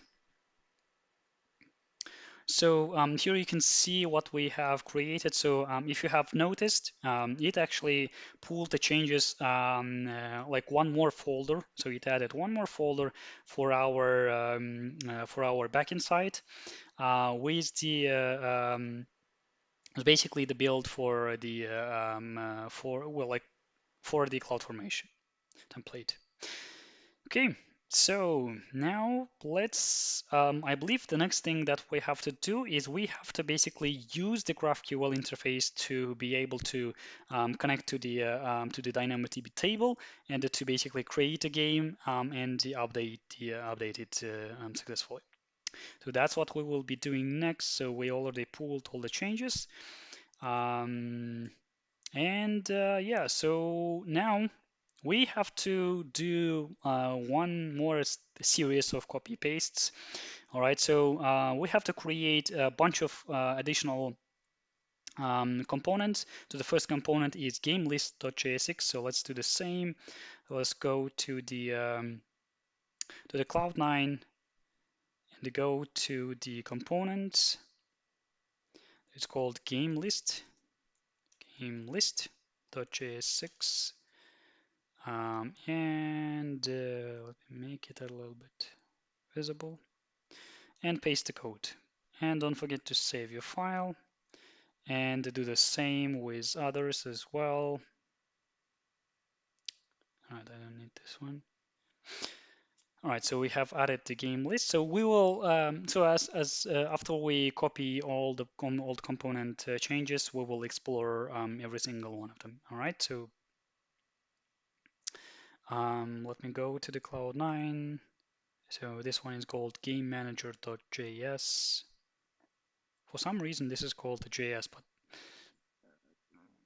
but I'm just gonna need to the Cloud9 and add one more file. Let's name it game manager.js for some reason. So let's just stick with the defaults, right? And save the file for the game manager and get the grab the next component.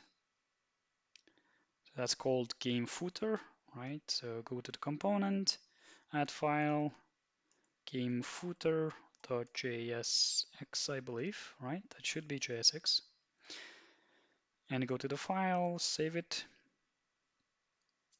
And also we have to modify the game component. All right, so everything is here. Okay, so let's go back to the Cloud9 and modify the game component once again. Okay, so it adds a bunch of different things. Go to the save.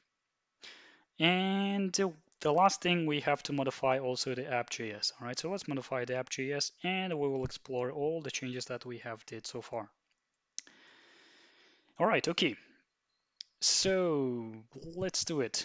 So here's what we have. So we have created a game list. So basically the game list allows you to see the list of games that we have created that are created by other users.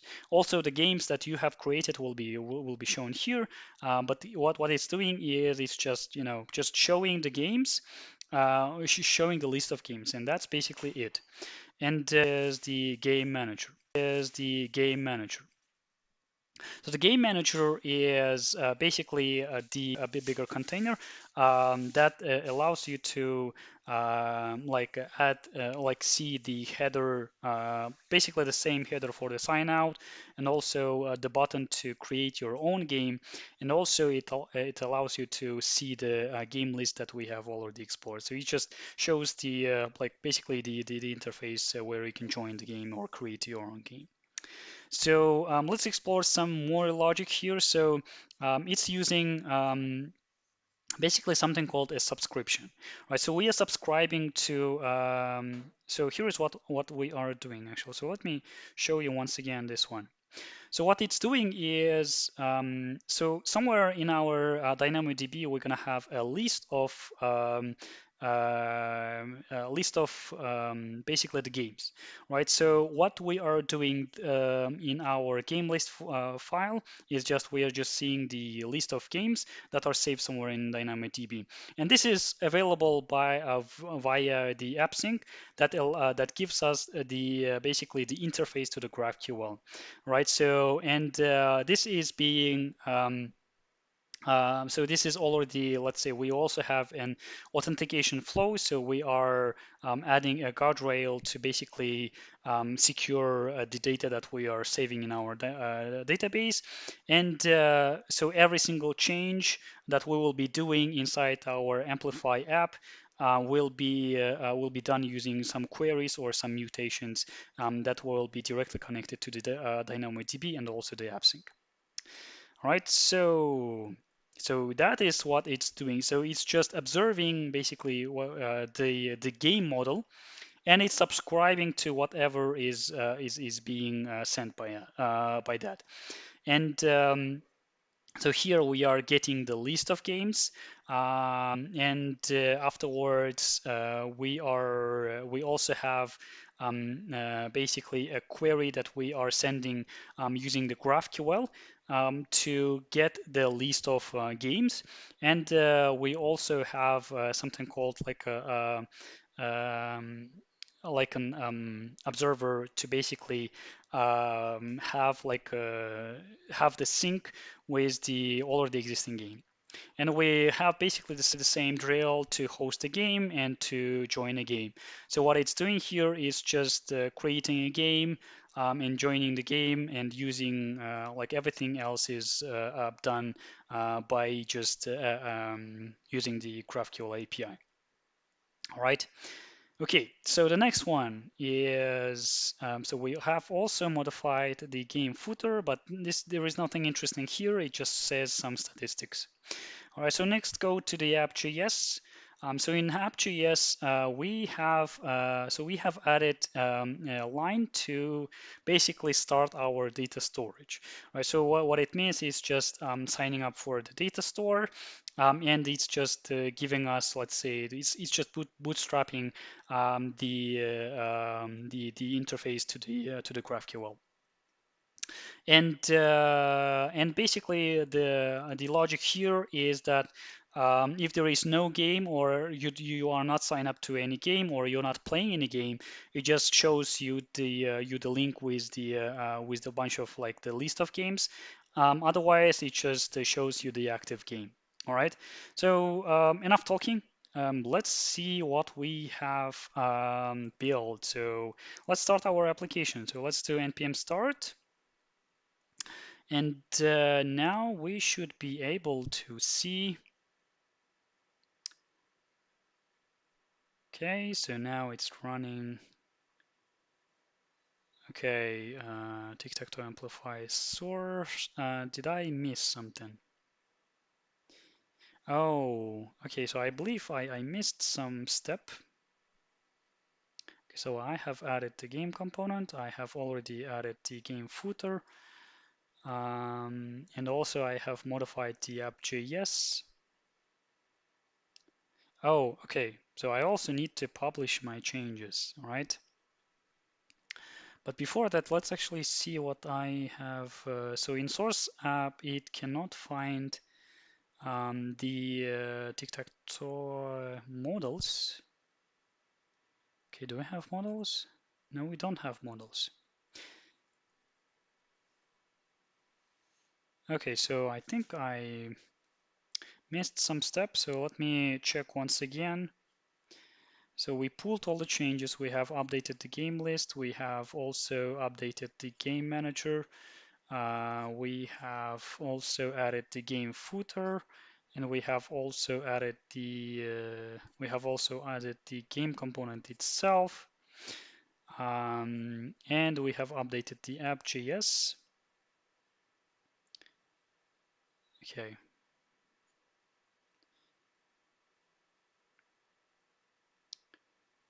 All right.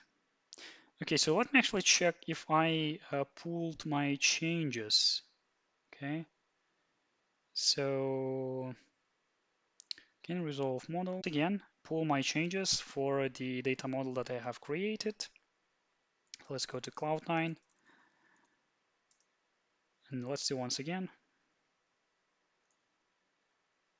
Okay, so we have so we are fetching all the changes, so it says no change. Okay, so it seems like we don't have unable to successfully configure component generation.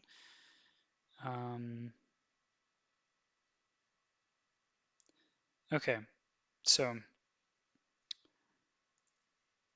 let me actually try to publish this application and see if I can see if the publish works. Okay, so let me do amplify publish -y to publish my application, and we should see what we have added so far. So the problem here right now that we're having is it cannot see the model, so that's what it's arguing for. Okay. So the build have failed. What did I miss? Okay. So you know what? Let me actually also try to do amplify update codegen. Maybe that will help.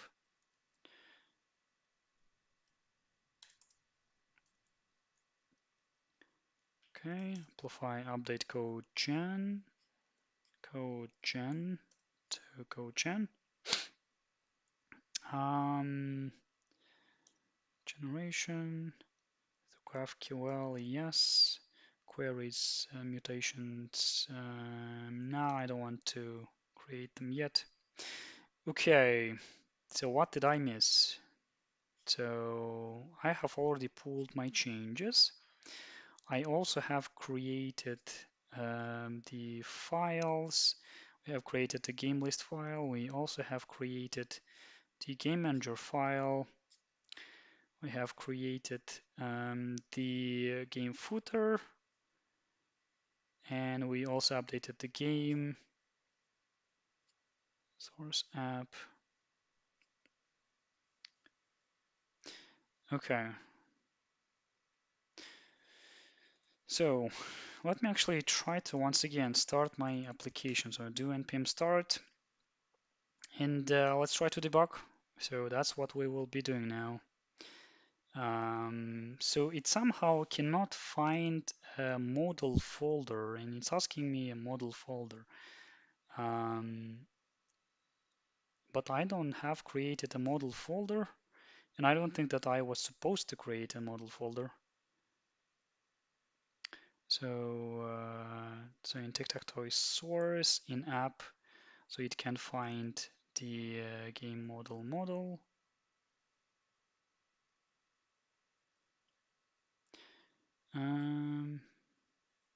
Okay, I'm gonna check the app.js once again. And let me actually check modal. Okay. Okay, so here is what it was supposed to do. So after the Amplify pool, it was supposed to actually create a source models folder, but it didn't do that for me. So what I will do is I will just, I think, once again, pull my changes. So I believe that's where the problem is. So I'm just gonna pull my changes once again. Okay, so it says no changes.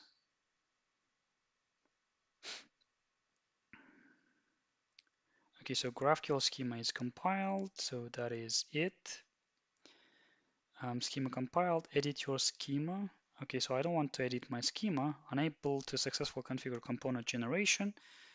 All right, so you know what? So I'm gonna just go with the warning. So it says you can do Amplify update code gen. So that's what I will be doing. Okay, so what do I have? So I have JavaScript, and I want mutations, and yes, yes, and to the maximum depths. All right. Okay, so I have created the GraphQL, but that's not what I needed, right? Okay, so that's kind of strange. So you know what? So I think I should even now go to my the model, update your app code. Okay, you know what? So I'm just gonna do it manually. All right. So I think I can do it manually. Nope, I can't do it manually.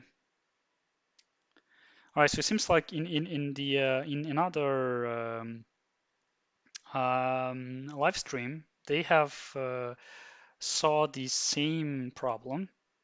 So I believe this problem is a common problem. So I'm just gonna see what they have came up with. Um,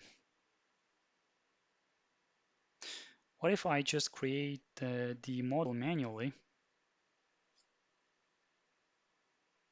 All right, so let me just, create the model manually. Okay.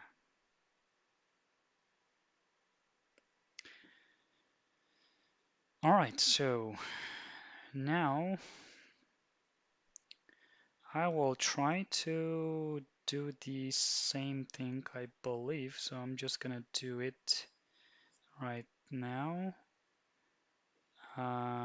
without data store. I've changed. New APIs created without they will be configured conflict resolution disabled. In order to use the data store, the settings have changed in the GraphQL settings by selecting conflict resolution. Okay, so save and deploy. All right, so I will try to deploy it once again. All right, because so far I am a little bit stuck. And see if it gives me the right configuration once again. All right, so while it's updating the configuration, so let's actually skip. We will probably not be able to publish it right now. What I will do is I'll just wait for it to manage it once again. Okay, so now I just got a tip. So seems like we have to update the settings in the Amplify Studio under the GraphQL. All right, so let's actually wait for this one. So this will probably not gonna give me anything tangible. But so let's just wait for it, and it seems like we have to do one more step. And apparently the walkthrough guide is not up to date. So that's one more thing to also cover. All right, so now I'll just gonna, so while it's deploying it once again, so I'm just gonna give you a glimpse of what we will be doing next. So the last step is to be able to see the leaderboard. So we'll basically be able to create multiple games, to join multiple games, and afterwards we will be able to basically just join, like play the game with something else, like somebody else. All right, so see if this is deploying. Okay, so this is still deploying it. Okay, it's running still.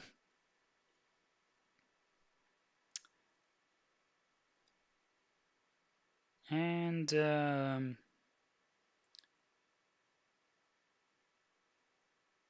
okay.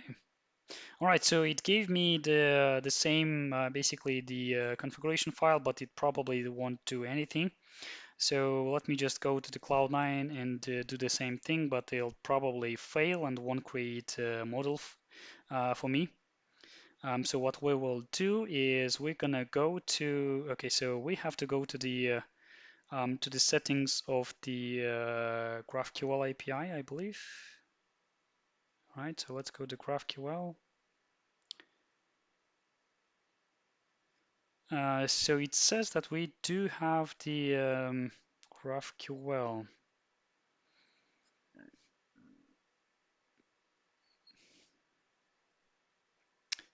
Okay, so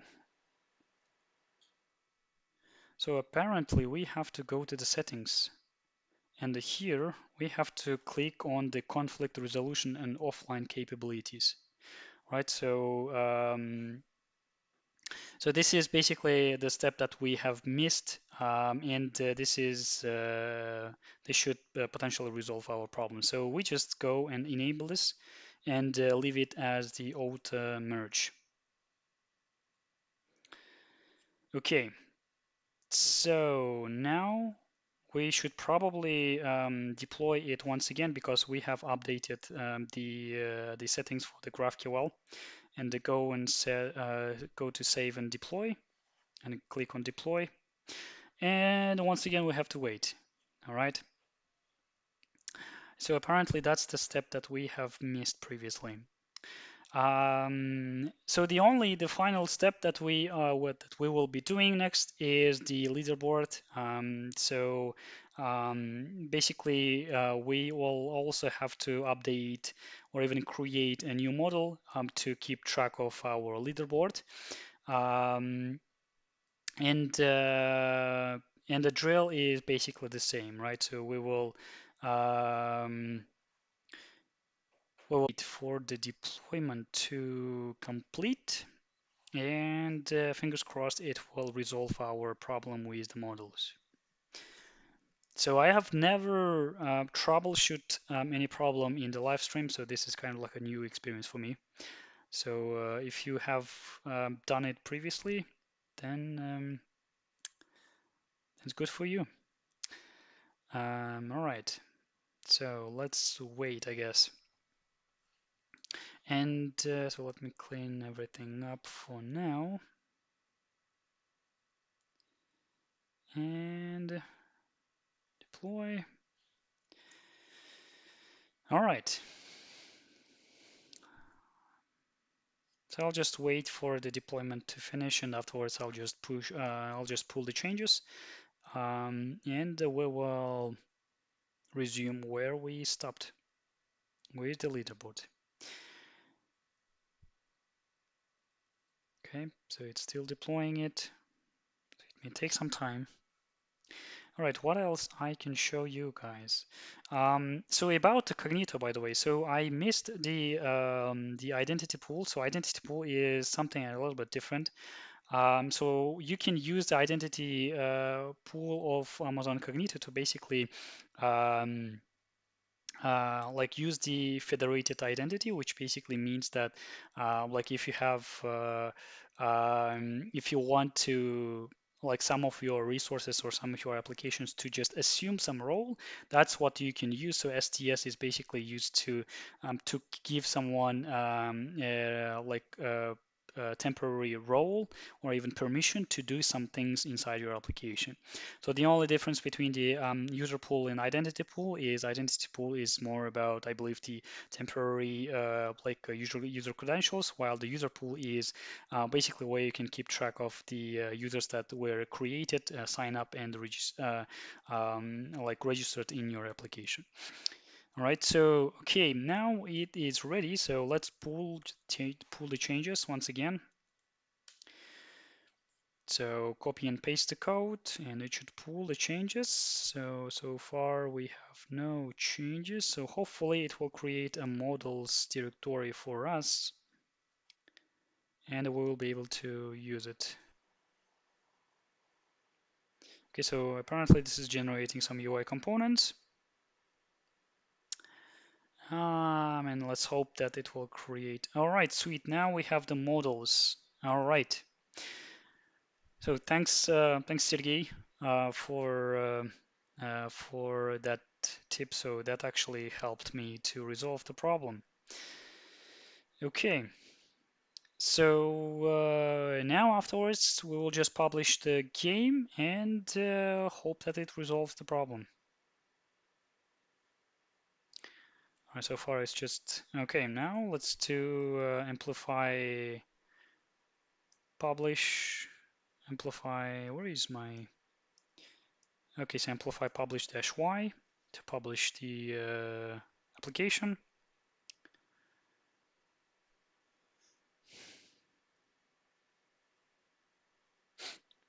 And it should potentially give us the build and the link. All right, so while it's doing it, I think we can even proceed with the next step. All right, so let's go to the next step and let's create our leaderboard model. So I'm just gonna scroll a little bit right here to see my leaderboard model. And let me go to the Amplify Studio. So we are done with this step, so that's cool. And I have to create one more model, and I'm gonna call it leaderboard. And let's see what fields I have. So I have score as an integer, games played as an integer, score as an integer, and games played as an integer. And we also have streak and player ID. Okay, so apparently we will also track the game win streak. The streak is also integer, right? Nope, that's a string. And also we will have a player ID as a string, but it's required. Okay, so player ID, and we just click on is required, and that's required for us. All right, is there anything else that we also have to do? So let's check.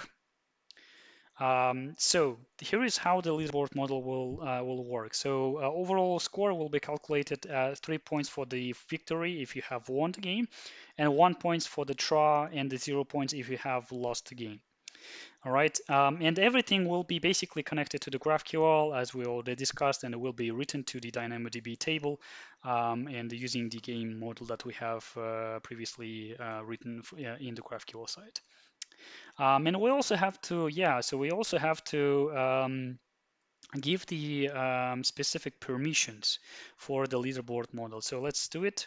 So let's go to the leaderboard model, and we have to basically have to uncheck the delete, and that will be our authorization rule. All right, so I think the everything else will stay the same, and let's deploy it. Right, so we don't have to do anything besides that. So let's deploy this one. Okay, you want to deploy? Yes, I want to deploy. Okay, now it will also take some time. So while it's doing it, so let's see what we have to do next. So the drill basically the same, right? So I hope you guys already got the hang of it. So if you want to, for example, add an additional field or additional model to your to add the necessary authorization rules and set up everything, and that's basically it, right? So that's the only thing that you have to do, and that's that simple, I believe. So while it's deploying our changes, so let's also add our necessary components. So we also have to add some more components to our application to see the leaderboard. So I'm gonna create a user leaderboard component.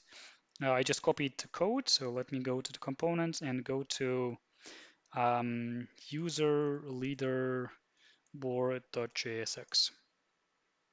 So let me go here, paste the code, save the file.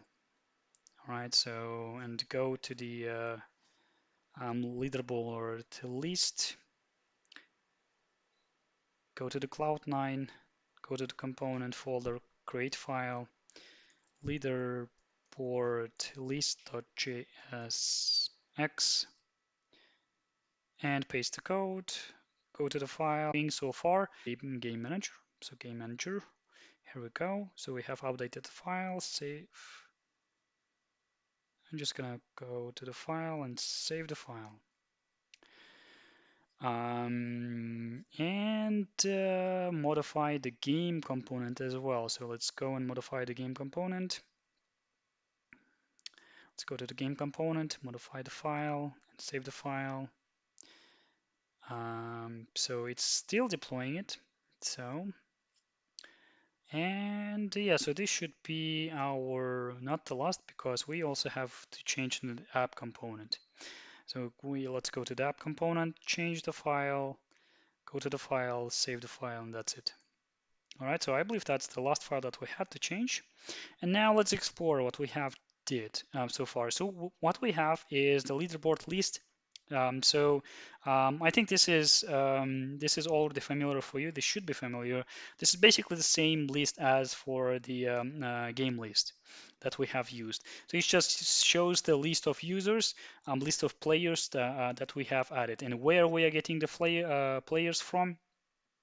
We are getting them from the GraphQL API, and I believe this is how it is working. So what we are doing is we are writing a query to get the leaderboard with all the all the necessary information that we need. So if you, for example, go to the let's go to the models and go to the so we didn't yet fetch this leaderboard model. I will fetch that model. And what it's doing is it's just giving us the schema of the leaderboard, and we're just getting like all the items that we have inside that specific model. All right, so let's go to the game manager. And here what we have changed, we just added the user leaderboard. And that's basically it, right? So we have the user board with the user board information. And we also have updated we have also added the user leaderboard. What it's doing is it's showing the statistics of your performance, and it also allows you to basically see that we have created. So for example, if we have, if user, for example, clicked the show leaderboard button, then it basically, I didn't pull the changes with the leaderboard yet. So let me actually to our model so that we're able to use it. And we have to wait now. So, all right, so we just copied this one.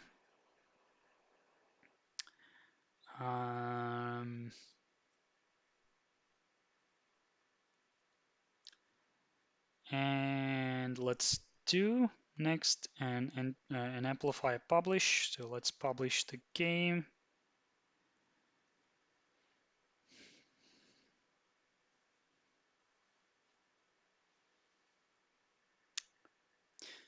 Okay, so we just hit the publish. So you know what? I actually just understood that this workshop has been running for 3.5 hours. So you have, so if so far, if you have been sticking with the with me, so thanks for that one. So we are almost there. So we have almost made it. So let's make it till the end and see what we have built. All right, so we're building building our application and we're publishing it, and we should be able to see everything that we have did so far. Um, so. And I may need one more additional browser by the way. So let me actually open one more browser because I will be I'll be playing with one more person, which is like who is me. I'll just create one more. So here is the link. So let's go to the link, open it. And now, okay, sweet. So now I am signing in as the Trevor64, which I already used for it with previously. So that's basically the first user. So let's create a game. So I just created a game, right? So here is what I will do.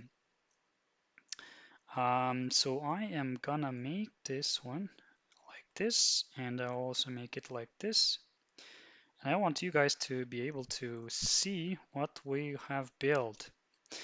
All right, so I just opened one more browser and I want to basically play with two separate browsers. All right, so and I will just use one more.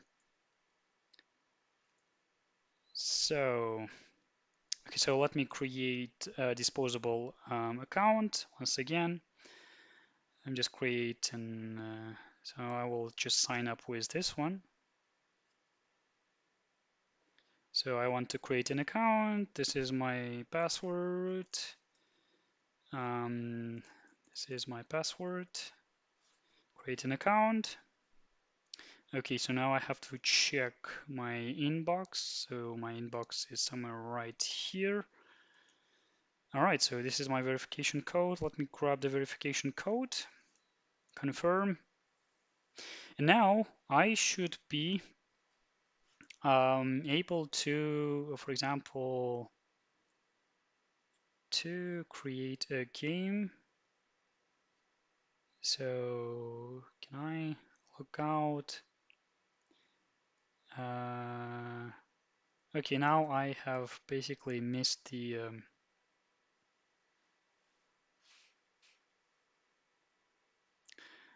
all right.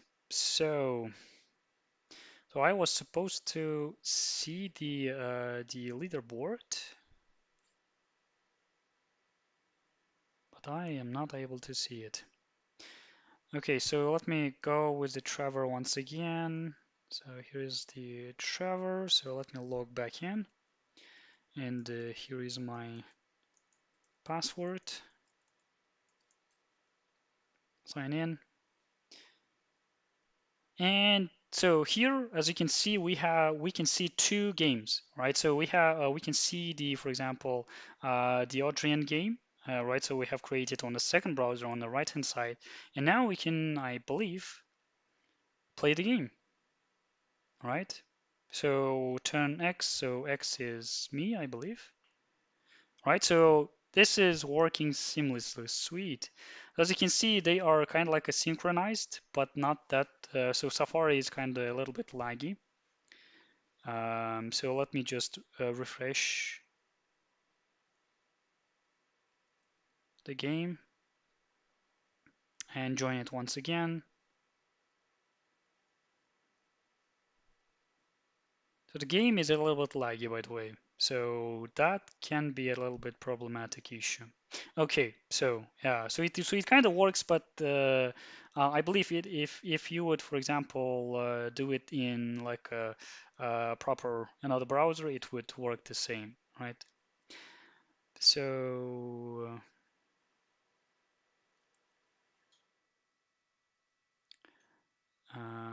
this one, right there. Yeah, so the Chromium is working totally fine, but I am having a problem with. Okay, now they're kind of synced. Sweet. Okay, so I played one game, and let's see actually the leaderboard if the leaderboard is showing up properly. Let me go and click next and show the leaderboard. As you can see, the first player who scored 3, and so that's basically the player which is this one. Right, so the leaderboard seems to be working fine, and feel free to play with your peers. And just if you have done so far, if you have built everything, just drop the link to the chat, and so that others can also play with him. All right, so I think that should do the job. So this was our last feature that we wanted to add. So we have checked the leaderboard, and we have added the basically to multiplayer game itself. All right, okay, sweet. So I want to thank you, everyone. So what we have built so far in this workshop, in a 3.5, almost 4-hour workshop, is we have built a tic-tac-toe game, and we added a real-time multiplayer functionality. We have also explored an Amplify Studio where you are able to add an authentication. Also, you were able to add like different kind of schemas for your GraphQL application, and hopefully it was useful for you. And I personally really liked the Amplify Studio, so this is my first experience, and I hope those who are interested in the serverless application, a good rest of your day. So thanks a lot, guys, for those who sticked so far. All right, so I'm gonna close and end the stream.